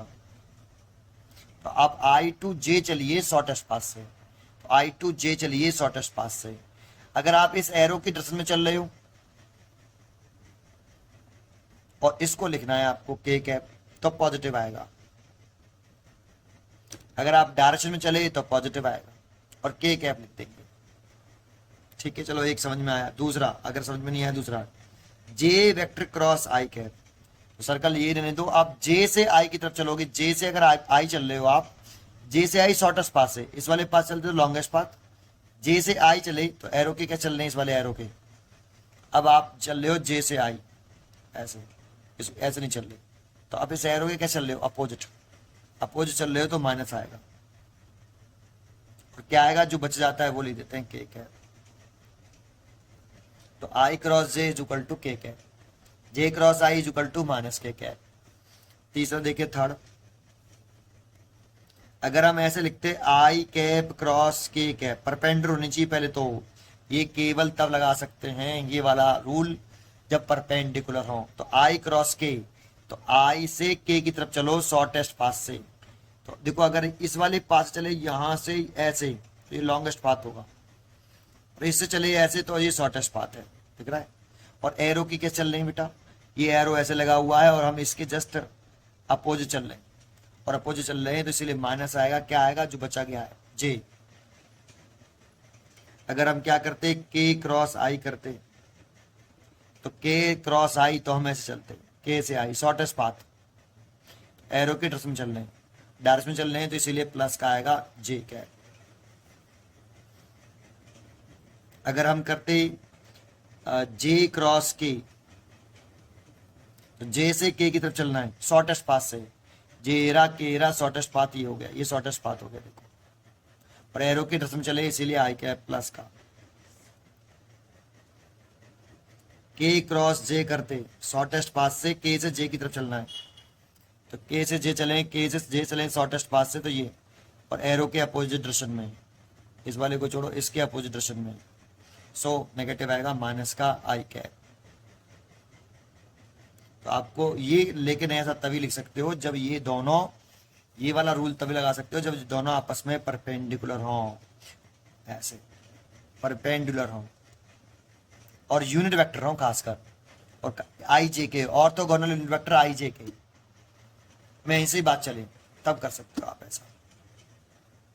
ठीक है, तो देखो ये आपको समझ में आया। थोड़ा सा पीछे का रिपीट और कर दूं, जब हम डॉट प्रोडक्ट करते थे क्या पढ़ते थे, थोड़ा सा डॉट प्रोडक्ट, अगर आपने डॉट प्रोडक्ट नहीं पढ़ा है तो जरूर देखें। I cap dot I cap, J cap dot J cap, K cap dot K cap, इसकी वैल्यू 1। कैसे तो समझाई थी वहां, देखिए आप, बस मैं तो एक रिपीट दे रहा हूं। I cap cross J, sorry I dot J cap perpendicular, ये सेम सेम वाले हो गए। जे डॉट के कैप ये परपेंडुलर वाले हो गए। के डॉट आई कैप इसकी वैल्यू 0। लेकिन एक क्रॉस प्रोडक्ट में I cap cross I cap, J cap cross J cap, K cap cross K cap is equal to 0। अभी पढ़ाया था आपको कि 0 कैसे, I cross I 0, I cap cross I cap 0। ठीक है, आई क्रॉस आई, जे क्रॉस जे, के क्रॉस के 0। लेकिन अगर आपसे ये पूछता है कि I cap cross J cap, तो ये 0 नहीं आता। कितना आया देखो, के कैप, तो इसे के कैप प्लस का आएगा या माइनस का आएगा, हम डिसाइड करते हैं इससे, यहाँ इस वाले रूल से निकालते हैं, जबकि इसकी वैल्यू 0 होती थी डॉट प्रोडक्ट की। तो थोड़ा सा लर्न होना चाहिए। इससे क्या फायदा होता है, अगर ये दोनों कंसेप्ट मालूम होते हैं तो हमें इससे फायदा होता है। जैसे I cap dot J cap cross K cap, इसकी वैल्यू बताओ। अब इसकी वैल्यू निकालनी है तो डॉट प्रोडक्ट भी आना चाहिए और क्रॉस प्रोडक्ट भी आना चाहिए। तो देखो पहले इन दोनों का क्रॉस कर लो, तो जे क्रॉस के, देखो यहाँ किया हुआ जे क्रॉस के, ये रहा, अभी समझाया था कैसे किया था। जे से के की तरफ चलना है, तो जे से के की तरफ, जे ये रहा, के की ये रहा, शॉर्टेस्ट पाथ से ऐसे एरो के टर्म्स में चलने, इसीलिए प्लस आएगा और आई कैप। तो जे क्रॉस के कितना आ रहा है देखो यहाँ से आई कैप, तो इसलिए जे क्रॉस के की जगह लिख सकता हूँ मैं आई कैप, तो डॉट लग रहा है देखो ये आई कैप डॉट, इसकी जगह पे लिख सकता हूँ आई कैप। और आई डॉट आई कितना होता है देखो, अब I dot I 1, I dot I 1, तो इसीलिए इसकी वैल्यू 1।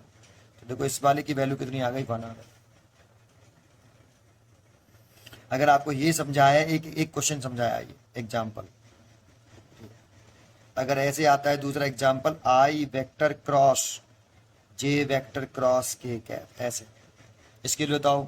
तो पहले जे क्रॉस के कितना होता है, अभी बताया जे क्रॉस के इज इक्वल टू आई, तो I cap cross I cap, ये आई कैप लग रहा है, बीच में क्रॉस लग रहा है तो क्रॉस लगा लिया और इसकी वैल्यू आई कैप, और आई कैप क्रॉस आई कैप अभी कितना बताया 0, तो इज इक्वल टू 0। ये 2 एग्जाम्पल आपको समझ में आए। अब चलते फिरते एक एग्जाम्पल और बता देता हूं, बहुत इंपॉर्टेंट। ऐसे लिख रहा है tau vector is equal to R vector cross F vector. तो मैं आपसे पूछ रहा हूं कि tau vector dot R vector की वैल्यू कितनी, एक क्वेश्चन, और दूसरा question tau vector dot F vector की वैल्यू कितनी, सॉरी कितनी, आंसर ही लिख दिया। इसकी वैल्यू और इसकी वैल्यू पूछ रहा है, और ये दे रखा है आपको क्वेश्चन में, tau vector is equal to R vector cross F vector. तो आप सोचिए जरा इसका आंसर, इसकी वैल्यू कितनी आएगी, तो 0 आएगी, इसकी भी 0 आएगी। आंसर मैंने बता दिया कैसे, तो जरा समझो। अभी हमने थोड़ी देर पहले पढ़ा कि R vector cross F vector है, तो वो परपेंडिकुलर होगा आर वेक्टर के। और R vector cross F vector है वो परपेंडिकुलर होगा एफ वेक्टर के। ये ऑलवेज होता है, अभी मैंने पीछे बताया आपको इसी लेक्चर में। और आर क्रॉस एफ और टॉर्क वेक्टर इक्वल है, तो जो डायरेक्शन इसकी ये और ये इक्वली तो हैं, तो आप इसकी जगह पर क्या लिख सकते हो, टॉय वेक्टर लिख सकते हो। तो इसीलिए इसकी जगह पर आप टॉर्क वेक्टर लिख दो, तो या torque vector perpendicular to R vector, या इसकी जगह पर आप टॉर्क लिख सकते हो तो tau vector perpendicular to F vector. अब देखो टॉय और आर परपेंडिकुलर है और डॉट प्रोडक्ट पूछ रहा है, तो देखो टॉय डॉट प्रोडक्ट का फॉर्मूला आता है टॉय आर कॉस 90 डिग्री। कॉस क्यों लगाया, क्योंकि डॉट प्रोडक्ट है भाई। A vector dot B vector का फॉर्मूला पढ़ा है कि नहीं आपने, A B cos theta, theta A और बी के बिटवीन एंगल। सो यहां टॉय और आर कैसे हैं, परपेंडिकुलर टू ईच अदर, तो इसलिए टॉय आर कॉस 90, तो कॉस 90 के लिए कितनी 0, तो इसलिए 0। ऐसे टॉय और एफ कैसे हैं, परपेंडिकुलर, और परपेंडिकुलर तो डॉट प्रोडक्ट कितना 0, क्योंकि टॉय एफ इसको लिखेंगे तो इसे लिखेंगे टॉय एफ कॉस 90, डॉट लग रहा है क्रॉस नहीं है, इसीलिए कितना आएगा 0, कॉस 90 0। ठीक है, तो इसमें देखो ये क्रॉस प्रोडक्ट का कंसेप्ट यूज किया, ये डॉट प्रोडक्ट का कंसेप्ट यूज हुआ। क्लियर हुआ? चलिए, तो आपको ये बहुत ही पावरफुल पॉइंट बन सकते हैं इसके ऊपर। यहां तक आया आपको? ठीक है, अब देखो लगे चलते फिरते एक और एग्जाम्पल बता देता हूं, फिर आगे बढ़ाता हूं प्रॉपर्टी में। एक और एग्जाम्पल बताता हूं, बताना आप मेरे को। क्वेश्चन लिखता हूं मैं यहां, एक क्वेश्चन लिखा, what is the angle between A vector plus B vector and A vector cross B vector. A plus B इस पूरे और इस पूरे के बिटवीन कितना एंगल है, ए प्लस बी और A vector cross B vector के बिटवीन कितना एंगल होगा, आंसर बताना है। तो बड़ा सिंपल है, A vector plus B vector बनाना है, तो ये ए वेक्टर हो गया और ये बी वेक्टर हो गया। तो आपको इस A vector plus B vector की डायरेक्शन शो करना आती है, तो प्रोग्राम बनाते थे, आपको याद हो, ये इसका रिजल्टेंट वेक्टर हुआ करता था आर वेक्टर, तो इस आर वेक्टर की वैल्यू ही तो हुआ करती थी ए वेक्टर प्लस बी वेक्टर। तो ये वाला जो आर वेक्टर है, ए वेक्टर जिस प्लेन में है और बी वेक्टर जिस प्लेन में है, उसी प्लेन में ये आर वेक्टर है, सेम प्लेन में होता है। ए वेक्टर का प्लेन अगर ये कॉपी का सरफेस है, कॉपी ए वेक्टर ऐसे है और बी वेक्टर ऐसे है, तो इसी प्लेन में इसका आर वेक्टर लाई करेगा ऐसे। लेकिन अभी मैंने आपको बताया कि जो ए क्रॉस बी होगा वो ए और बी दोनों के परपेंडिकुलर होगा, तो ये ए वेक्टर ये बी वेक्टर, तो ए क्रॉस बी की डायरेक्शन ए और बी दोनों के परपेंडिकुलर, दैट मींस ऐसे। तो ये ए क्रॉस बी की डायरेक्शन हो गई और ये ए प्लस बी की डायरेक्शन हो गई। बताओ कितना एंगल, 90 डिग्री। तो इसीलिए एंगल कितना आया, 90 डिग्री। यहां पर एंगल का आंसर है 90 डिग्री। आप लिख सकते हो, यहां सोल्यूशन लिखना चाहो तो लिख के दिखा देता हूं, ए वेक्टर प्लस बी वेक्टर, इसको मैंने लेट कर लिया आर वेक्टर, सेज कर लिया से, इट लाइज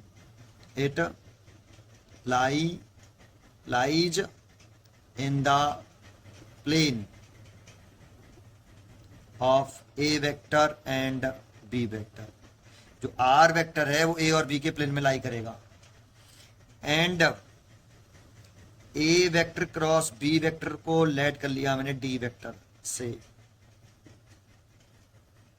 इट मतलब D vector lies perpendicular to the plane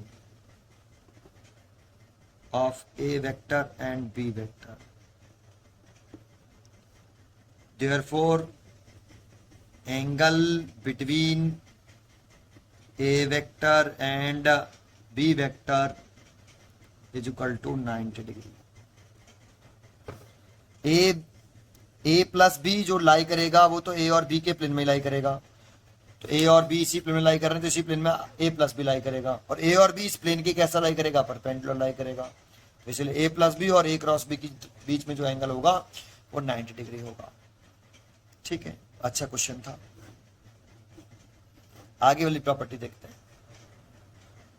ये इसकी अगली प्रॉपर्टी है 6, और ये इंपॉर्टेंट प्रॉपर्टी है कि अगर आपको ए वेक्टर दे रखा है ऐसे, ए X I cap plus A Y J cap plus A Z के,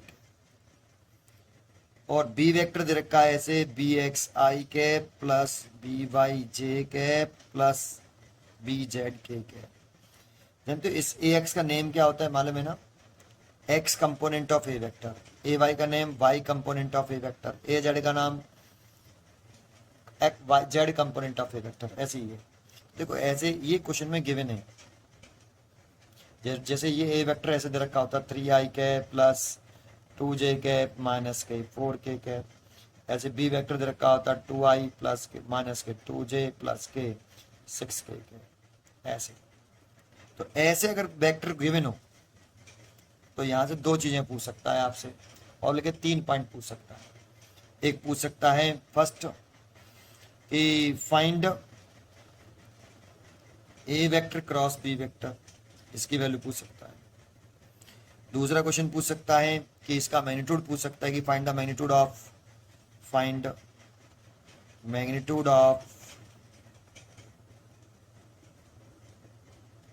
ए vector and A vector cross B vector. और तीसरा क्वेश्चन पूछ सकता है इंपॉर्टेंट क्वेश्चन थर्ड कि फाइंड अ यूनिट वेक्टर, इस पे ध्यान देना, find a unit vector perpendicular to both A vector and B vector. A और बी दोनों के परपेंडिकुलर यूनिट वेक्टर बताइए। और फोर्थ साइन थीटा ही पूछ सकता है कि साइन थीटा कितना। तो ये 4 क्वेश्चन पूछ सकता है यहां से। तो एक एक करके सुनते हैं। पहले क्रॉस प्लेट कैसे निकालते हैं। तो इसका एक लेंथी प्रोसेस भी होता है कि आप लेंथी प्रोसेस से करो, उसे कोई फायदा तो है नहीं सीखने से। तो चलो शुरू कर। Solution A vector cross B vector is equal to, A vector की वैल्यू, इसकी वैल्यू पूछा तो पहले इस ए वेक्टर की वैल्यू यहां पुट कर लो। ये वाली वैल्यू आप पुट कर लीजिए। तो कितनी है, A X I cap plus A Y J cap plus A Z K cap. Bracket लगा लीजिए, क्रॉस लग रहा है तो क्रॉस लगा लीजिए। बी वेक्टर की वैल्यू पुट कर लीजिए, ये वाली B X I cap B Y J cap और बी जेड के कैप। देखो इसको एक शॉर्ट मेथड से कर सकते हैं, और ये एक मैं अभी लॉन्ग मेथड बता रहा हूं। लेकिन इसको सीखना अगर आप चाहते हो तो सीख लीजिए, नहीं शॉर्ट मेथड से करना, ठीक है नहीं। लेकिन इससे आइडिया होता है कि हमने वो वैसे क्यों किया। एक्चुअल में क्रॉस प्रोडक्ट ऐसे करना चाहिए, लेकिन ये काफी लंबा पड़ जाता है, इसीलिए इसको ऐसे करते नहीं है। ठीक है, तो जरा कॉन्सेंट्रेट करना। कैसे करेंगे, देखो इस ए एक्स आई का मल्टीप्लाई इस पूरे में करना है। तो ए एक्स आई का मल्टीप्लाई बी एक्स आई से किया तो क्या लिखेंगे, ए X B X I cap cross I cap, बीच में क्रॉस लग रहा है ना, आई कैप क्रॉस आई कैप।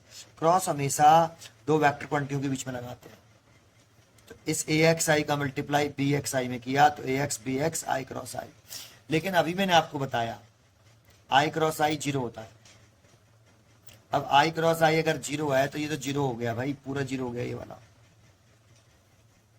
चलो अभी तो लिख देंगे इसको 0, अगले पे यहाँ पे लिख देता हूँ। यहाँ देखो इसको लिख देता हूँ, यहाँ लिख देता हूँ कि इसकी वैल्यू आ गई 0। चलो इसको आगे बढ़ाता हूँ प्लस। अब इसका मल्टीप्लाई इसमें करेंगे तो A X I B Y जे, तो A X B Y I cap cross J cap. अब आई कैप क्रॉस जे कैप कितना होता है, देखो अभी मैंने आपको समझाया था। ये आई कैप क्रॉस जे कैप, आई cap cross J cap K cap के बराबर होता है। तो मैं इसकी जगह पे के कैप लिख सकता हूं, इसलिए ये वाली वैल्यू देखो मैं यहाँ लिखते जा रहा हूँ साथ ही साथ ये वैल्यू आ गई ए एक्स बी बाई के कैप। चलिए अब इसका मल्टीप्लाई इसमें करें तो क्या आएगा, ए एक्स बी जेड। अब समझ में आ गया हो क्या करना है, I cap cross K cap. अब आई क्रॉस के कैप की वैल्यू देखो मैं यहां से लिख सकता हूं, आई क्रॉस के माइनस का जे कैप, आई क्रॉस के माइनस का जे कैप।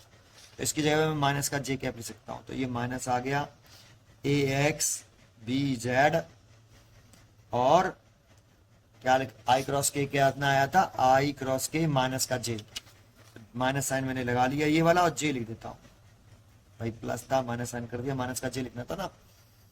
तो देखो इसका मल्टीप्लाई इस पूरे में हो गया, एक फैक्टर खत्म हो गया और इसके सॉल्व करने पर ये आ गया।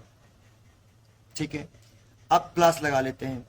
अब इसका मल्टीप्लाई फिर पूरे में करना है इसमें, तो ए वाई का मल्टीप्लाई इसमें करें तो कितना आएगा, A Y B X, A Y का मल्टीप्लाई इसमें B x J cap cross I cap. अब जे क्रॉस के आई कैप क्या होता है, जे क्रॉस आई माइनस का के होता है, तो इसकी जगह माइनस का लिख देते हैं, इसकी जगह माइनस का के कैप होता है। तो माइनस का ए वाई बी एक्स और इसकी जगह पे लिख सकते हैं कितना कितना आ रहा था, क्या आ रहा है, जे क्रॉस आई, जे क्रॉस आई के कैप, तो के कैप लिख देते हैं, माइनस का के कैप था इसलिए माइनस लिख दिया। तो ये भी सॉल्व हो गया।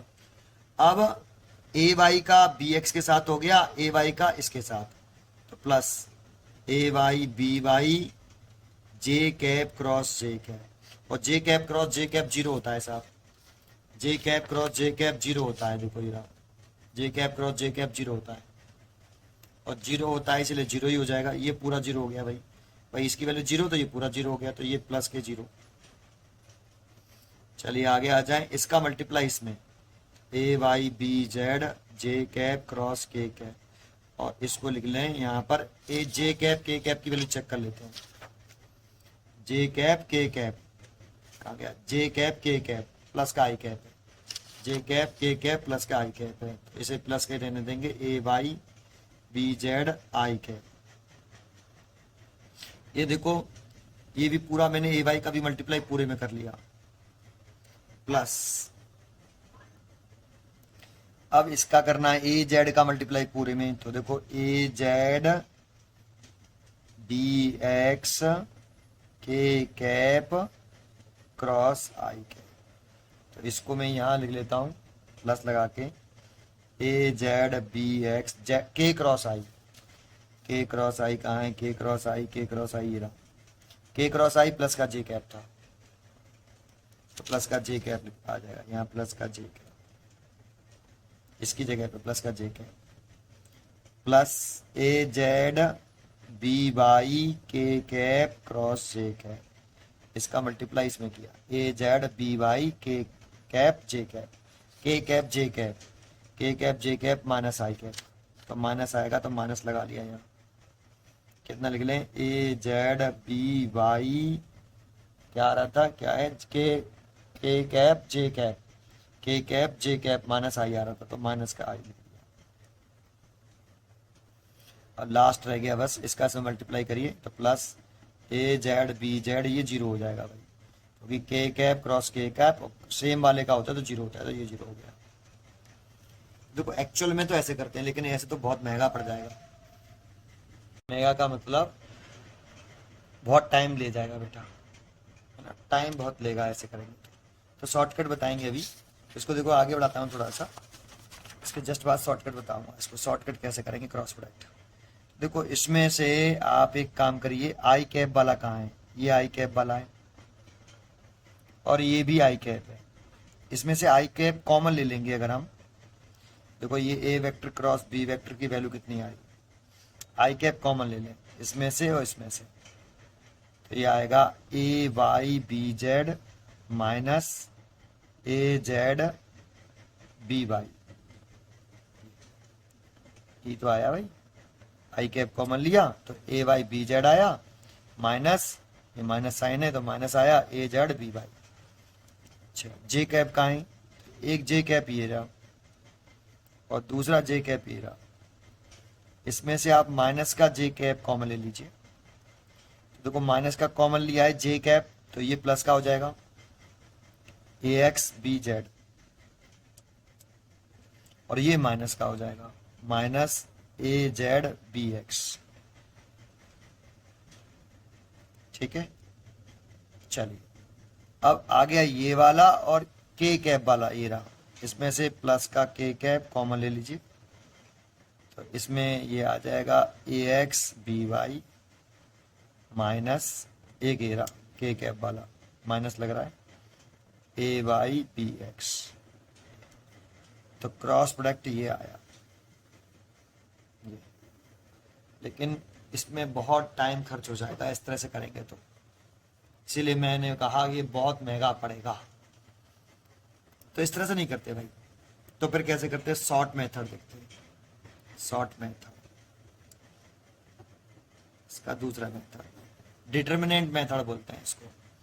जैसे ए वेक्टर जो इक्वल टू लिख रहा है A X I cap A Y J cap और ए जेड के कैप, और बी वेक्टर लिख रहा है B X I cap B Y J cap और बी जेड के कैप, और निकालना है A vector cross B vector.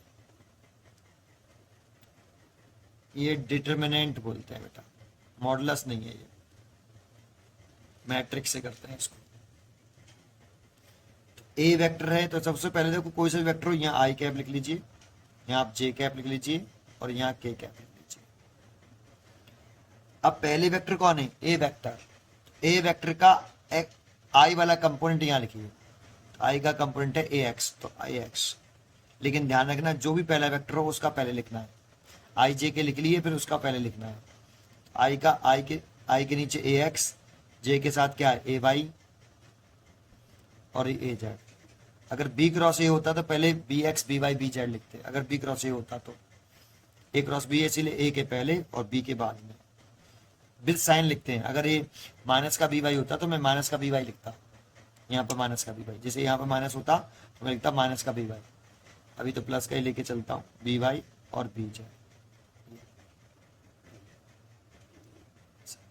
फिर अगला देखो, इसको बोलते हैं रो, ये फर्स्ट रो है, ये सेकंड रो, ये थर्ड रो, और इसको बोलते हैं कॉलम। फर्स्ट कॉलम, वर्टिकल वाले को बोलते हैं कॉलम और हॉरिजॉन्टल वाले को बोलते हैं रो। ये सेकंड कॉलम, ये third column, first row second row third रो।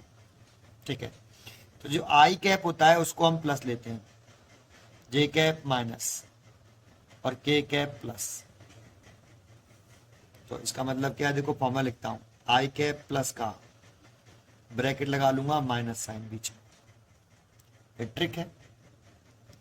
फिर माइनस का लिखूंगा, जे कैप मैंने माइनस का लिया तो जे कैप लिख लूंगा, ब्रैकेट लगा लूंगा बीच में माइनस, आई कैप प्लस का जे कैप माइनस का, फिर प्लस के कैप प्लस का तो के कैप लिख लूंगा, ब्रैकेट लगा लूंगा बीच में माइनस।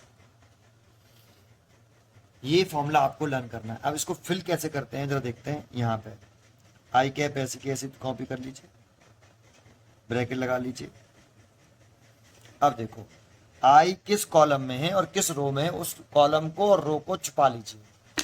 आई आपका फर्स्ट रो में है और फर्स्ट कॉलम में, तो इसको छुपा लिया। और देखो आपने इसको भी छुपा लो, पेन और ले लेता हूं, ये छुपा लिया।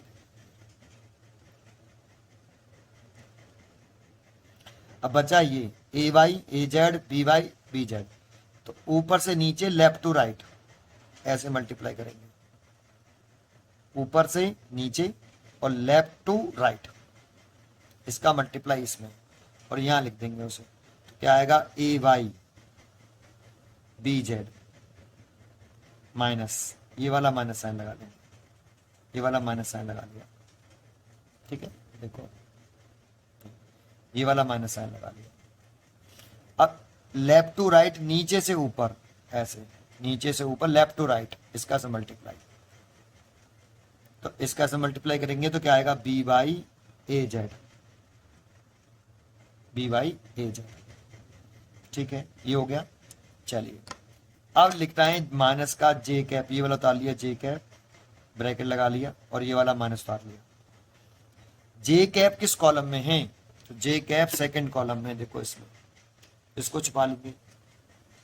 और जे कैप फर्स्ट रो में, तो फर्स्ट रो छुपाना है और फर्स्ट कॉलम छुपाना है, फर्स्ट कॉलम छुपाना है, सेकंड कॉलम छुपाना है, ऐसे।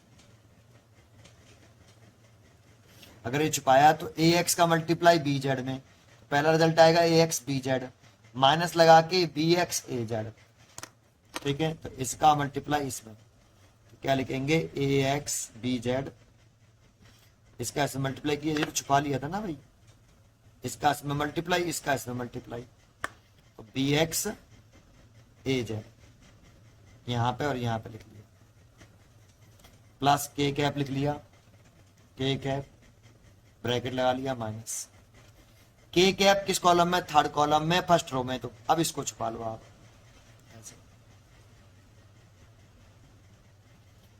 इसका मल्टीप्लाई इसमें, ए एक्स का मल्टीप्लाई बी वाई में और बी एक्स का मल्टीप्लाई ए वाई में, तो A X multiplied by B Y और इसका इसमें B X multiplied by A Y. अब देखो आप इस रिजल्ट को, इस वाले रिजल्ट को इस रिजल्ट से मैच कर लो, सेम ही आ रहा है। देखो मैच कराता हूं, आई कैप है, ए वाई बी जेड है, ए वाई बी जेड ही तो है, और आई कैप है, माइनस साइन लग रहा है, ए जेड बी वाई है, ए जेड बी वाई तो लिख रहा है, आगे पीछे लिख दिया, उसको कोई फर्क नहीं पड़ रहा, A Z B Y, minus लग रहा है, माइनस का जे कैप, माइनस का J cap, A X B Z, A X B Z minus A Z B X, A Z B X plus K cap A X B Y, A X B Y minus B X A Y, same ही लिख रहा है। तो देखो ये direct आ गया, देखो तो ऐसे करते हैं बेटा, ऐसे करते हैं, ठीक है ना, ये शॉर्ट मेथड ये सिंपल। अब जैसे एक एग्जांपल से समझाऊं इसको, एग्जांपल से जल्दी समझ में आएगा, एक एग्जांपल ले लेता हूं। जैसे ए वेक्टर मैंने अंदाजे से लिख लेता हूं, अब 2i cap plus 3j cap minus के 4k कैप, और बी वेक्टर लिख लिया मैंने i कैप माइनस के 2j कैप प्लस का k कैप, और हमसे कह रहा है कि a cross b find out करो, a क्रॉस b निकालो। तो शॉर्ट मेथड से करेंगे, अब a वेक्टर क्रॉस b लिखेंगे, डिटर्मिनेंट बना लेंगे ऐसे मैट्रिक्स वाली लाइन, यहाँ i कैप, यहाँ j कैप और यहाँ k कैप। a पहले है, a का i के साथ कितना है 2, 3 माइनस के 4 विद साइन, b बाद में है तो b का 1 माइनस के 2 और 1, ये वाला प्लस का, ये वाला माइनस का, ये वाला प्लस का। अब कैसे लिखते थे, i कैप प्लस का लिख लिया, माइनस लगा लेते हैं यहाँ पे, माइनस का j कैप लिख लिया, माइनस लगा लेते हैं, प्लस का k कैप लिख लिया, माइनस लगा लेते हैं, j कैप माइनस का, k कैप प्लस का। अब कैसे करेंगे, i कैप को छुपा लो, ये छुपाया यहां से ऐसे और ऐसे, तो 3 का मल्टीप्लाई 1 में, तो 3 यहाँ आ जाएगा, 3 मल्टीप्लाइड 1, 1 आ गया, 3 आ गया।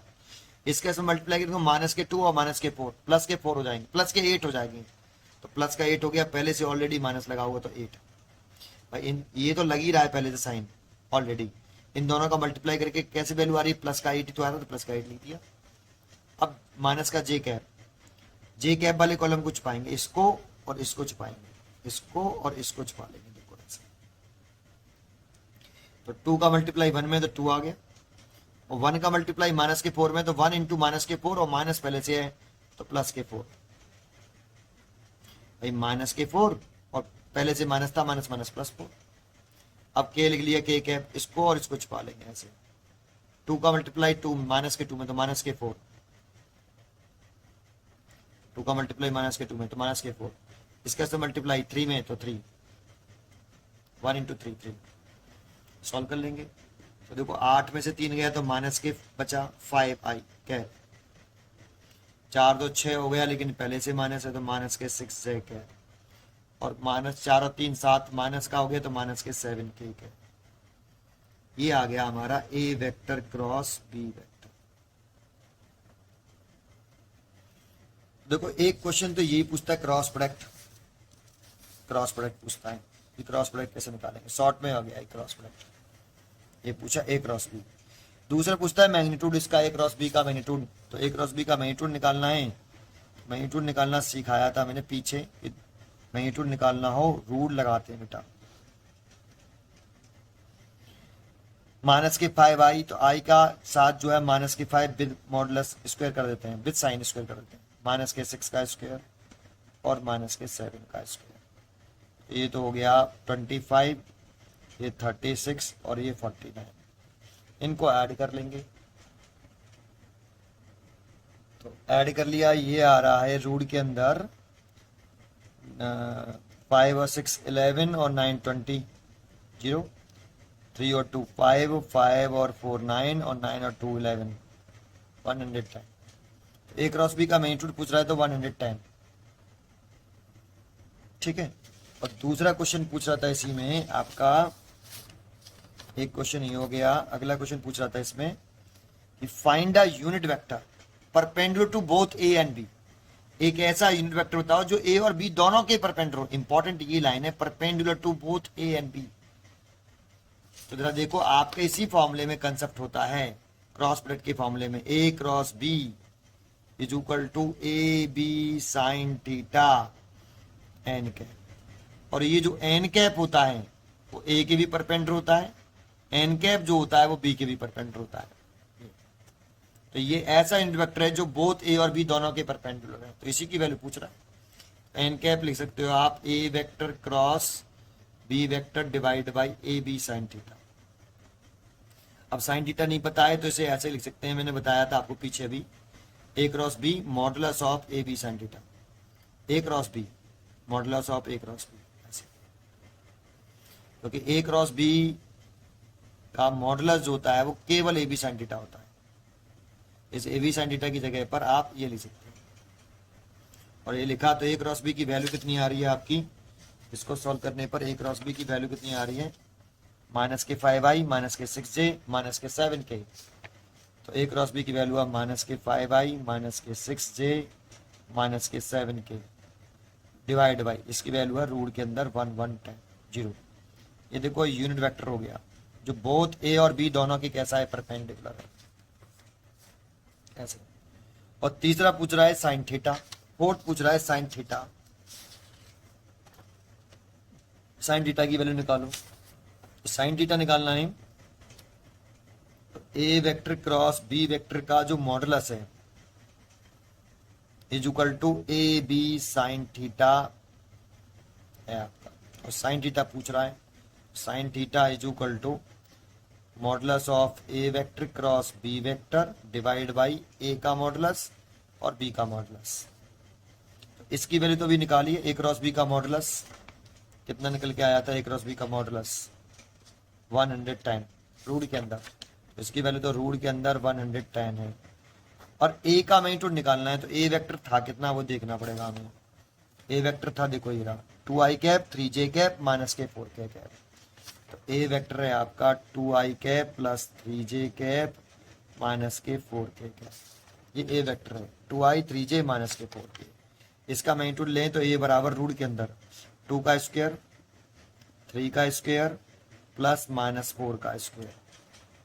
तो ये हो गया 4 प्लस 9 प्लस 16, और ये 16 और 9 25 29, ये 29 हो गया। ऐसे बी वेक्टर जो दे रखा है वो क्या है हमारा, वो है आई कैप माइनस के 2j कैप, देखो आई कैप माइनस के 2j कैप प्लस के k कैप, तो प्लस के k कैप। इसका मैग्नीट्यूड निकालना है तो बी 1 का स्क्वायर प्लस माइनस के 2 का स्क्वायर और प्लस 1 का स्क्वायर। तो ऑब्वियसली ये 1 ये 4 और ये 1, ये हो जाएगा 5/√6। देखो इस ए का मैग्नीट्यूड आ रहा है √29 और इसका रूट आ रहा है √6। तो sine theta is equal to पूरे का रूट लिख सकते हो आप 110 29 और ये 6, 2 से काट सकते हो 5 और 5, 2 से काट सकते हो 3, अब कटेगा नहीं, रूट के अंदर ये 55 हो गया और ये 29 इंटू 3 का मल्टीप्लाई कर लेना है यार इसका, है ना, ये 3 मल्टीप्लाई कर लेना है साइन थीटा। ये पूछ रहा था आपसे, इतना वैल्यू आ रही है, ठीक है, साइन थीटा की वैल्यू इतनी आ रही है, ठीक है। यहाँ तक समझ में आया आपको कि क्रॉस प्रोडक्ट कैसे करते हैं। अगर ये 4 क्वेश्चन पूछता है, ए क्रॉस बी की value, magnitude of A cross B, और ऐसा इंडवेक्टर जो ए और बी दोनों के परपेंडिकुलर हो, और साइन थीटा। एक ही क्वेश्चन में मैंने 4 क्वेश्चन बता दिया, ठीक है। प्रॉपर्टी तो सारी मैंने करा दी, लेकिन इससे रिलेटेड जो क्वेश्चन है क्रॉस प्रोडक्ट के, वो हम नेक्स्ट वीडियो में देखेंगे। पढ़ते रहिए और खुश रहिए। मिलते हैं नेक्स्ट वीडियो में, जिसमें हम आपको क्रॉस प्रोडक्ट के क्वेश्चंस कराएंगे, ठीक है। Thank you.